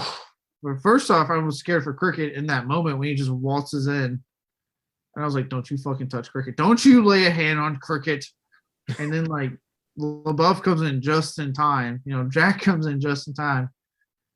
And he beats the fuck out of him with that gun. Even I was like, dude, fucking stop. And I remember when at one point Jack starts begging him, like, please stop hitting me. And he gets ready to like grab him. And the disgust on his face, like, don't you touch me. And I'm like, you're the one beating the shit out of him right now, dude. Like Jesus Christ. The puffy mouth of just getting smacked in the face repeatedly with a shotgun. Oh my God. Yeah, that's brutal. And then he goes back to the club or the bar or whatever, the Bondurant house. What was it called? It was a gas station but they lived above it. Okay, yeah, the gas station. And he's just sitting there at the bar, fucked up. Forrest walks up like, what are you going to do about it? Yeah. You get the feeling Howard probably told him like immediately what happened. And Forrest probably grunted a little bit, sighed like, oh, God damn it. Look, I identify Forrest not in the physicality part because I'm not that big of a guy, but in his general outlook on life and being annoyed at any minor inconvenience, I personally identify with that because as me on a daily basis. Yeah, I get it. I love that approach of just like, I do that 3-4 times a day on a good day. Yeah, I like that. Well, now where are you going? I love how you can, again, like I mentioned earlier, but you can see Jack's probably getting ready to be like, well, I was going to, well, you thought we were going to take care of it, me and Howard? No. What are you going to do about it? It's your problem. It was his still. It was, him and Cricket were making up their own recipe. And apparently that was some hard shit. Yeah. I love that they were just drinking it. Like maybe there's some too much rust in the pipes. Like just, sampling this toxic sludge. Like, Right. how do we get this right? Moonshine, you gotta be careful with that moonshine. It fucks you up, and they are rough people that do it. Well, I love when like Jack goes over to talk to try to talk to Bertha, I think it was. Was it Bertha? No, Bertha. I'm just gonna call her Alice. When he goes over to talk to her, and he like Howard throws him a can of moonshine and is like, or a jar of moonshine, is like, here, you're gonna need this, and he drinks the whole damn jar before he gets to the church, and he is just completely blitzed. Yeah. Strolls in there, sweating, completely like freaked out by their chanting, doesn't really know what to do. And she starts washing his feet, and he freaks out and runs away. Yeah. Yeah, because he drank a whole fucking bottle of moonshine. Like, God. I was like, dude, I do like how they kind of like, when they hear he has like a lady, you can kind of see the Forrest and Howard kind of laugh, like, hey, look at that little baby brother. Fancies himself a woman. Probably more so Howard, because apparently Tom Hardy in this movie is just terrified of sexual interactions with a woman. Yeah. What are you doing there?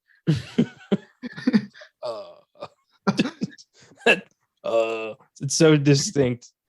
It's just funny because we've literally watched this guy survive getting his throat slashed, be very intimidating without having being like the most quiet, intimidating human being on the face of this planet. And then the moment this stunningly beautiful woman, butt naked, walks in his room, it's a child. Oh, what are you doing there? Let's talk about that throat slash, by the way. The first time I saw this, I'm like, they're cutting his fucking head off. Like that was a deep slice. Yeah, it was. Over something that they started. They were all pissy that he beat the shit out of them. I love before it went down when he's looking at the car and he has that quick throwaway line. Well, that ain't right. And he's like, like he can't help himself. He's like, that's fucked up. Yeah, and they hold him down, and one guy just cuts his throat like it's a fucking cake. I mean, Jesus Christ, that looked just horrible. And then he like holds his throat together as he's bleeding out in the parking lot. I'm like, thank God it was cold. And I love that he thinks he walked to the hospital. Right. It's getting to the point where they are believing their own legends about themselves. Yeah. Because there's that legend that you can't, the bottom runs don't die. And especially Forrest, he has that legend of just like this guy, you can't kill him. Like he's a tough motherfucker. So the legend is he walked to the hospital and was like, no, Jessica Chastain found you and drove you there because you could barely get up. Yeah, in a very rough scene. He wakes up in the hospital. Amazing that he survived that. Like, I will say, I know in reality you can actually survive a throat slashing. It's not like in the movies where you get throat slash and blood comes out and you die. In reality, you can survive, but you have to like really make sure you're holding your breath. You get it covered as soon as possible to control the amount of blood coming out. Like there's stuff you have to do to make sure you're like you make it. It's bonkers to me. Movies have conditioned me to believe so much random shit that like I'm not saying people are surviving throat slashings every day. Like I'm not saying it's easy, but I'm saying it's possible. I do love that the doctor told them like you can see him, just make sure he doesn't talk, and they have a full blown conversation with him. Yeah, Forrest doesn't give a shit. He's going to talk. It doesn't affect his voice at all. what I love is that when the Dark says, I'm like, Doc, this guy barely talks about the whisper anyway. I don't think he's going to be that affected. Like, if anything, he's the best patient you probably have in this regard for this situation. I do like how, like, later, when Jack comes back from Floyd's and, like, everyone's on the porch looking. And at this point, like, apparently Jessica Chastain has been with the family enough that she's in on all this stuff. I love how she's constantly like, no, Jack.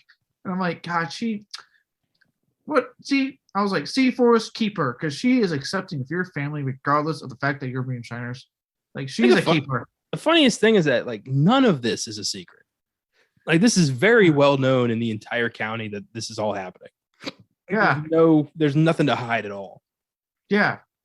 But I like how they, like, and you can kind of tell with her, you can kind of tell in a lot of scenes, she kind of, like, I think, really looks out for Jack, because in a way, like, because he is the youngest brother, and I think she's like, again, kind of like to an extent, Tom Hardy, like, doesn't want him in that business.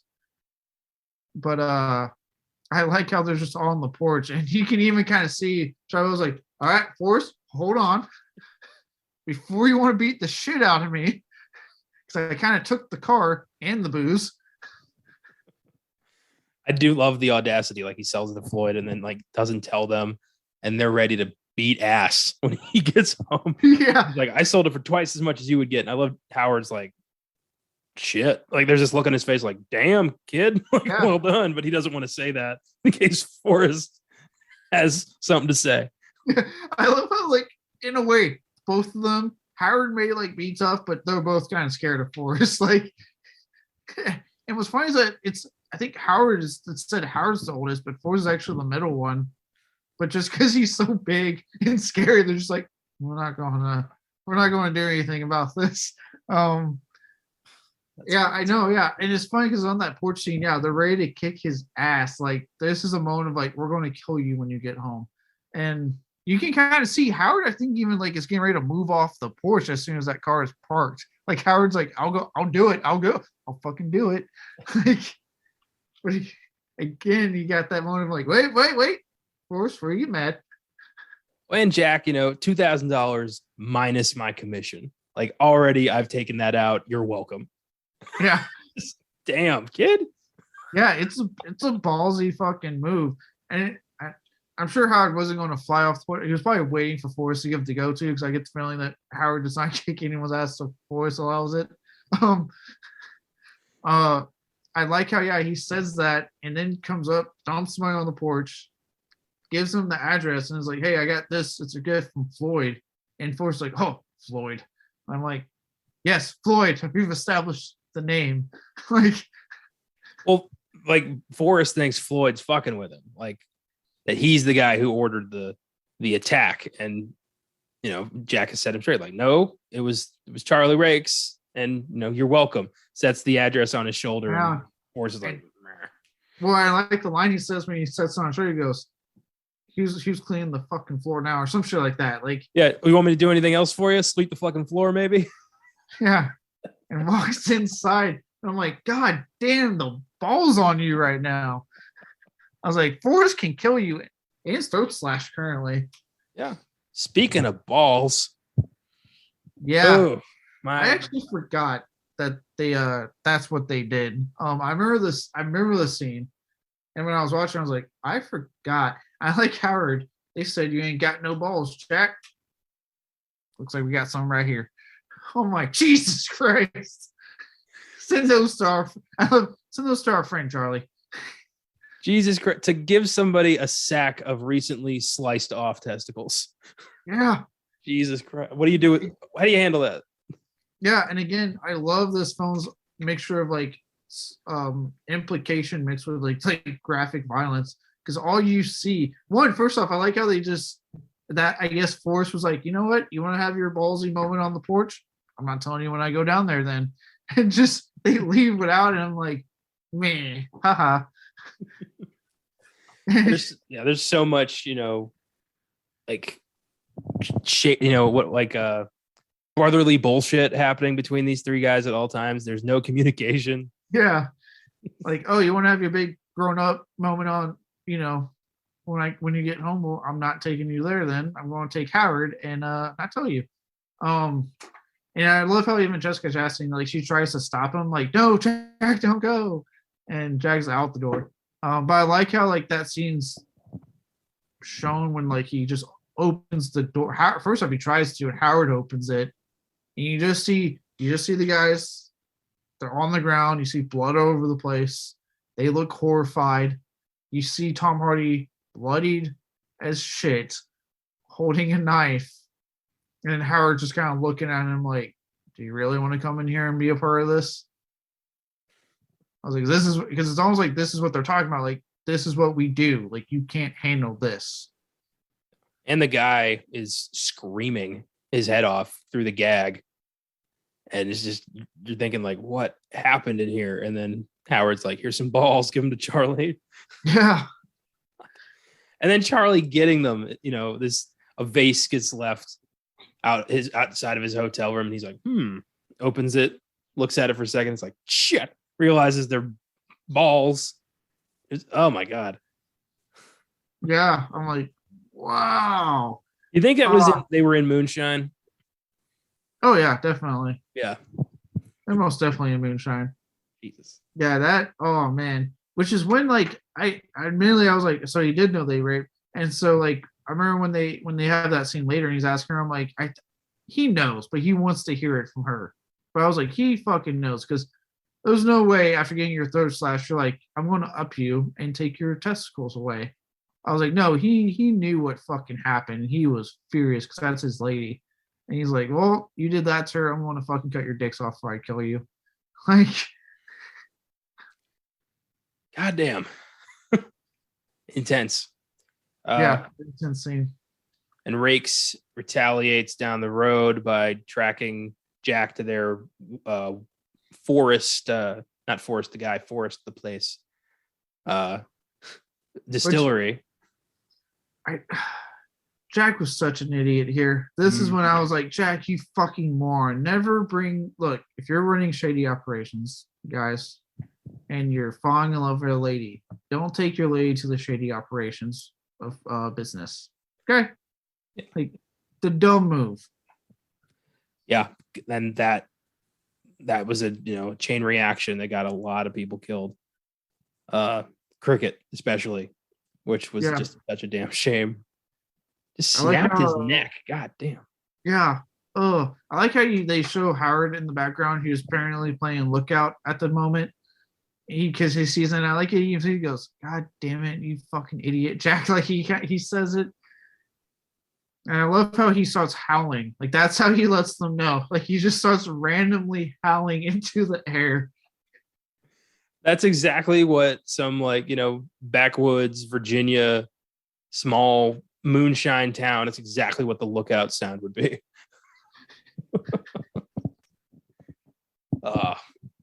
So they blow up the distillery, and now it's war. And from there, I guess we can go to the bridge scene.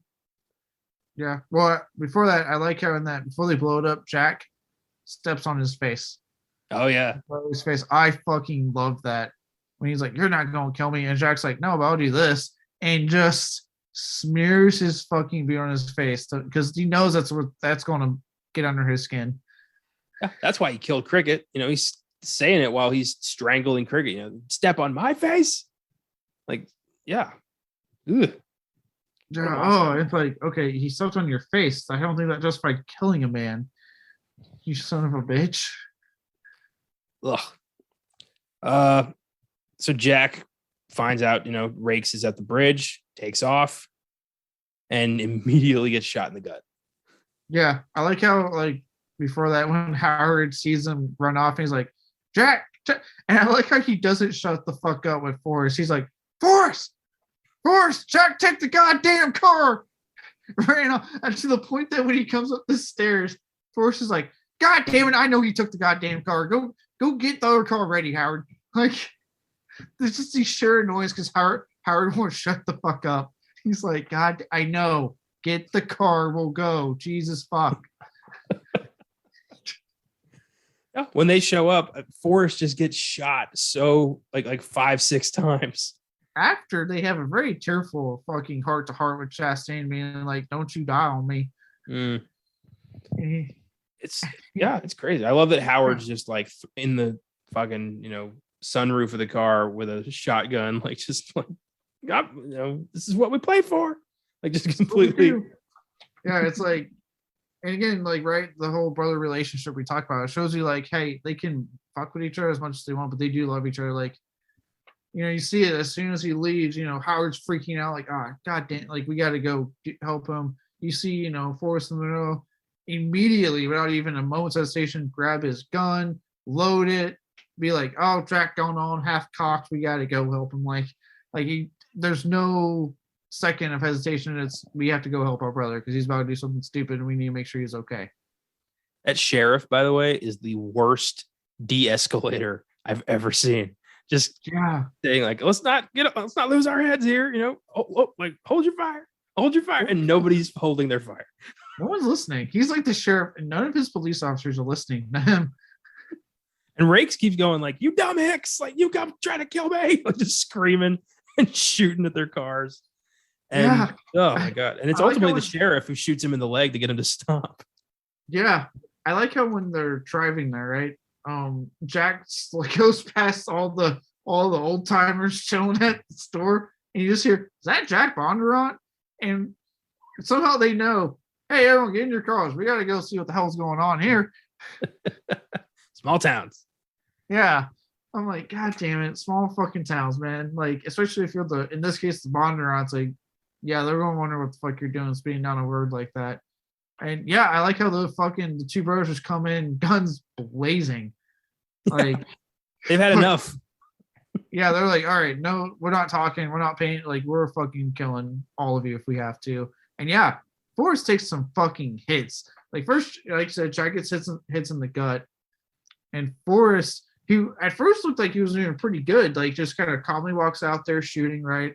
Again, staying calm. He's very good at it. Just grabs Jack, like, god damn it, get your ass over here. We'll have to bandage you up now. And then just gets fucking shot. It's crazy. Like he believes his own legend. He's like, I'm not gonna get shot. I can't die. And then he takes a bullet and he's like, and then Jack starts dragging him out. And Forrest gets up like to load the gun and he gets blasted like 4 or 5 more times. Yeah, by Rakes. Rakes keeps shooting him. Yep. And then Jack wanders over, grabs his gun, and follows him into the bridge and just puts one in his chest. Yep. And then Howard shows up with a fucking knife and just slices him up. Yeah. I like how Howard has like a legit moment of like, do I say this brother that's on the ground dying? Do I go help? Like, what do I do? Like, I'm the only one that hasn't been shot or stabbed in any way, shape, or form here. I'm so glad they got Rakes. Oh, what a piece of shit. That was the most satisfying fucking. Well, I was gonna say death, but then they have that line that apparently he survived, but got like arrested for corruption and stuff. Oh, wait, no, that was Rodell. Yeah, that was his boss. There's no way Rakes survived that. Yeah, I mean, look, somehow fucking Forrest survived getting shot like 6 goddamn times and throat slashed. That's because Forrest Bondurant is a man and Charlie Rakes is a weasel. That's true. Yeah, I was very happy to see him finally fucking get it. Like, the cops are finally not helping him anymore. Like, he's starting to realize, dude, you're messing with a hick town. Everyone knows everyone. You're nothing in this town as far as they're concerned. It was satisfying. And then we get an epilogue where Prohibition's over, so no more moonshine business. They become farmers. Howard got married to some lady we never saw. They cleaned up. I was like, wow, he really cleaned up after that. After looking dirty throughout the whole movie. Somehow Forrest survived all those gunshots. He's fine. And he does like a little drunk dance outside of Frozen Lake, falls in, and that was it. Pneumonia took Forrest Bondurant. Yep. I love how at first he's like, I ain't dancing for you jackasses. And no one stops him from just drunkenly wondering, to the fucking pond. I'm like, no one's gonna stop him. No one at all. Why would they? What could happen to Forrest Bondurant that hasn't already happened? She's like, yeah, he'll be fine.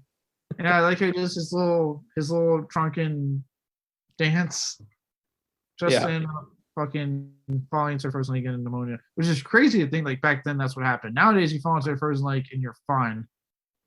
Well, I mean, if you get to warmth fast enough, yeah. Yeah, but that's what I'm saying. Like you do it and you get into your car and warm up, take off your wet clothes, you're good. Back then, it was like a death sentence because there wasn't central air and heat. Nope. Like they weren't smart enough to probably just get naked immediately, because that would have been like probably would have helped them. Like, hey, just take your clothes off and then go try up, and you'll probably be fine there, bud. Yeah, probably. That last narration of Jack being like, it's awful quiet around here. Like moonshine was, adventure. It was purpose. And now they're just kind of like, well, I guess we'll just farm till we die. Yeah. There's nothing left. Yeah, it's a very bittersweet and ending, because you can see that like on one end they're happy that they no longer have to constantly look over their shoulders. Because I mean, yeah, even though they were top dogs in that town, there's enemies. There's people that want to kill them, people that want to go after them, and now they don't have to deal with that anymore. They're not living that life. They can, but at the same time, it, like you said, it was adventurous. It was dangerous. It was they were somebody. And part of you doesn't want to let that go. So it's a very bittersweet ending, and I think a very good note to end on, in my opinion, because eventually, yeah, obviously, like you had some organized crime that kept going, but a lot of those guys that did it, they stopped doing it because it was legal now. There was no need to. Yeah. Well, I know I keep coming back to the Untouchables, but that's like the definitive Prohibition movie, and there's this, and at the end of that movie, a reporter asked Elliot Ness, like, what are you going to do when this is all over? He said, I'm going to have a drink. Like, yeah, good ending to remind people, Prohibition was stupid and it got way too many people killed, changed the landscape of changed the, trajectory of our country's history for the worse. And yeah, because of the temperance movement, a bunch of crazy people. Yeah. Here are some Filmgazm facts for Lawless. Number 1, Shia Labeouf drank moonshine in order to gain as authentic an appearance as possible. By his own admission, his drinking and over-aggressive attitude caused co-star Mia Wasikowska to try and leave the film. He also admitted that Tom Hardy, by contrast, maintained his sobriety throughout the shoot and gave a better performance. Turns out you can just act crazy. You don't have to be crazy. Yeah. To this day, the older I've gone, I really don't. I'm not impressed with these method acting stories like I was when I was a kid, because I'm like, you can do this without having to go that far. It's called acting. You should be good at it. Yeah, my favorite one. I think I've told this one too. I repeat myself a lot because a lot of my opinions don't change. But there's Marathon Man with Dustin Hoffman and Laurence Olivier. And there was a scene where Dustin Hoffman has to look like he just ran 2 miles. So he runs 2 miles. And Olivier said, next time you could just try acting. And when Laurence Olivier says that shit to you, you maybe reevaluate your process. Holy shit. What a fucking boss move. I know. Next time you could just act. Yeah, like throw some water on you, do whatever you need to make yourself look sweaty at most, and your hair a little like messed up from the sweat, and then act or run in place. You don't need to run 2 miles. Maybe just run in place for a bit till you work up out of breathness, right? Like, yeah, Olivier didn't become a dentist to play that character. No, crazy. It really, some of the stories I've heard with some of these actors, I'm like, no, just no. Like, if Emily Blunt can sit there and have an intense birthing scene in a quiet place, and then immediately, as soon as cut us in, be like, so what are you guys getting for lunch? In her British accent, like, I can't do British. I'm just picturing an actress who's like has to play a pregnant woman, so she like insists that she actually like have a baby. Oh my god, can you imagine Quiet Place? Oh, if I was Sean Krasinski, I'd be so annoyed. I'd be like, no, stop asking. We have children already. No. We gotta hold they gotta hold production off for 9 months before she like carries it to term so they can film that scene. Jesus Christ, that would be insane. It would probably be, in the movie, it'd probably look amazing. Yeah. Meanwhile, you just see Krasinski down there just depressed, just That scream he gives to like reveal his location was like frustration. yeah. Ah! Ah! I want another kid, but not like this. Not like this. There's got to be some crazy ass method actor out there who's at least like floated the idea. It's probably happened. Honestly, now that you say that, what if Krasinski probably just said that to her jokingly one day, just like we're joking about? He's like, "Hey, wouldn't it be great, M's?"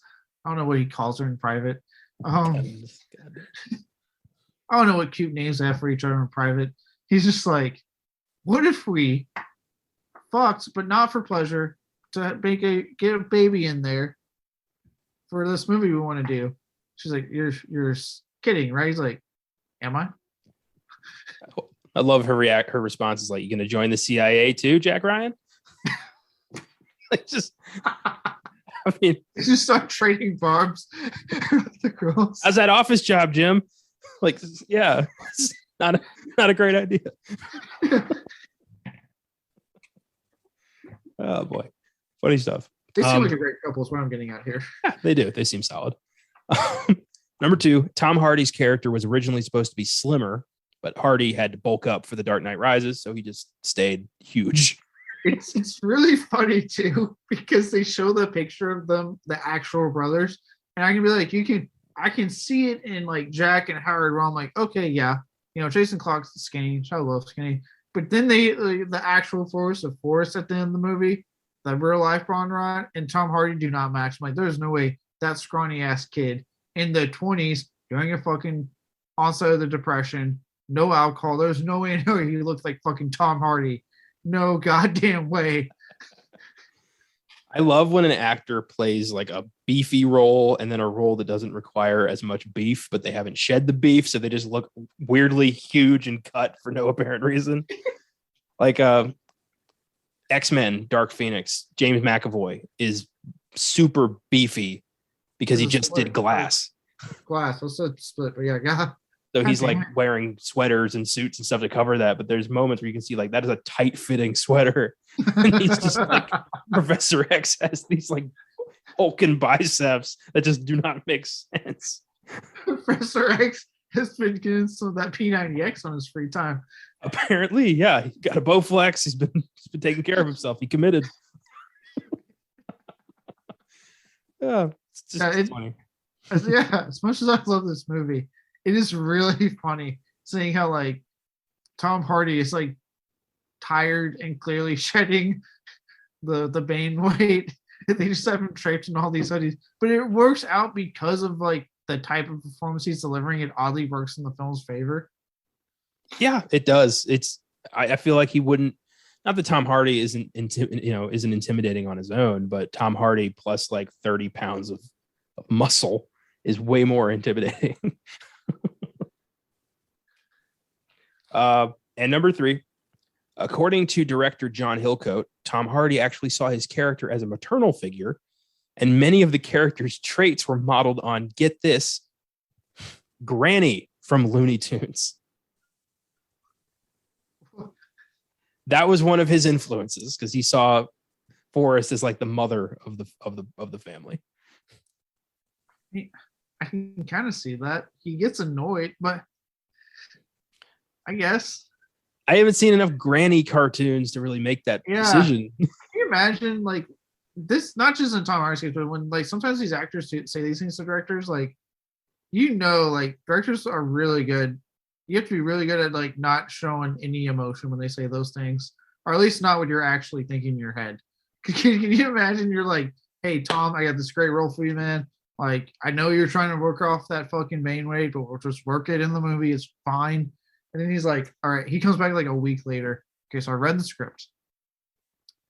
I really feel like this character is a maternal figure. And I really like Granny in Looney Tunes, so I'm mauling after her. And he sat there going, I'm sorry, what did you just say? Say again, Tom? I'm sure the director was more like, that is brilliant. I know exactly what you're talking about. I love it. And then went to the producers like, we gotta watch Tom. we gotta do something about this if this gets out of hand. It's like, I don't want to fire him because we got Tom Hardy, but like we got to keep an eye on him. And the producer's probably like, what are you talking about? And then told him, the producer went, yeah, we'll keep an eye on Tom. We got this. I don't know. Maybe he sees something in Granny that the rest of us don't see. Maybe Granny is this badass who would deck anybody who dares mess with Sylvester. Do you think like after you told the director that like John Hellicoat and like the producers watched Looney Tunes to try to figure out what the fuck Tom Hardy was saying, they're just sitting going, I don't get it. I don't see what he did. Do you see? Anyone in the room see what he's saying? Anyone at all? They got notepads. They're like trying to write stuff down, like hairstyle. I don't know. They're just like losing their minds. It'd be funny if it was complete bullshit and this Tom Hardy just said that to fuck with them just to see what they would do. Right. And then what if like as they're filming, the producers are sitting there every day just going to John Hilliger being like, do you fucking see it? Because I don't see it. Okay. We watched all those fucking all those hours of it. I don't fucking see it. Halfway through production, Tom Hardy just shows up with a black and white cat.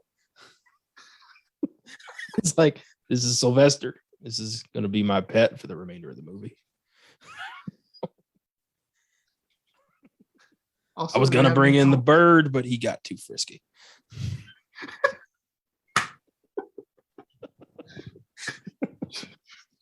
The producer's just sitting going, oh my God. All right, let's watch it again. Let's just watch it again. Maybe we missed something the first time. This is so funny. I don't see it at all, but you know what? Tom clearly did because it's a good performance. He saw something. Actually, that's great. Did you ever thinking of Tom Hardy real quick? Did you ever see the video? I forgot what movie he did, but I guess because he like raised in like a household full of like sisters, and some interviewer asked some really sexist question. That sounds familiar. I think I did see that. Yeah, I forget what was the question. Like, do you, because this is a female cast, you have to approach the role differently or something stupid like that? And apparently, like, without hesitation, he looked at him and went, no, not at all. And like looked at his co-star with like a, what the fuck did he just ask me face?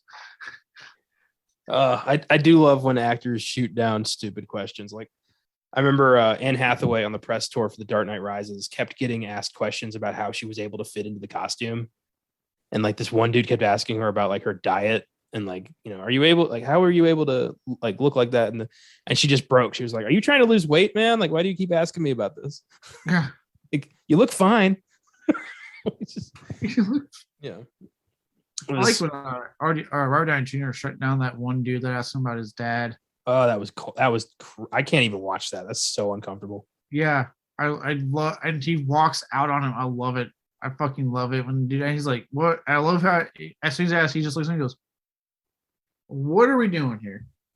He's like, "No, I told you you can't ask that question when you ask what's on and off limits." I was like, "You are not supposed to ask that question." He goes like, "You know what? No." He's like, "I'm done. Bye." And like, I'm like, "Fuck." Yeah, he's there to promote Avengers. Like, this is not the time or place to be asking about that.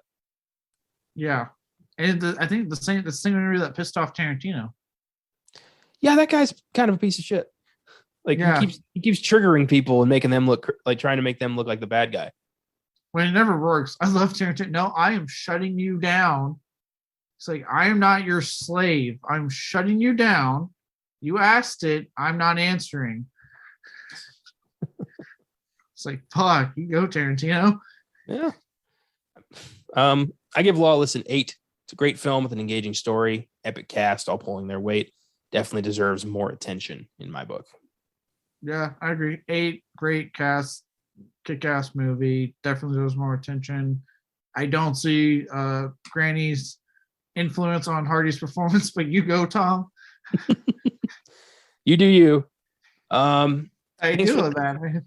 Sorry, just the idea of telling your director that and then being like, what just like you're mentally thinking, what the fuck just came out of your mouth? Like, what?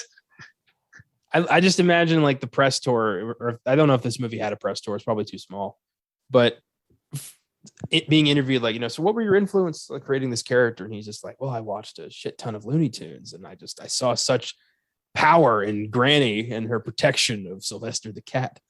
It's like, then they're just like looking around for the cameras, like, where's Ashton Kutcher? This can't be real. Right? There's the producers in the background. Finally, one of them breaks, just yells, "We don't fucking know. All right, stop looking around. We don't know. Just go with it.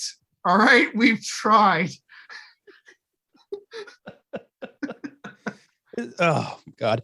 Thanks for listening, everyone. This was fun. If you like the show, you can follow us on our socials: Facebook, Instagram, Twitter, Filmgazm Productions. You can send us recommendations there, feedback. You can always email us at filmgazm@gmail.com. Check out the website, filmgazm.com. We've got reviews and articles and trailers and all of our shows. If you want to support us, you can click on support this podcast. It'll take you to Anchor, where you can donate if you want to.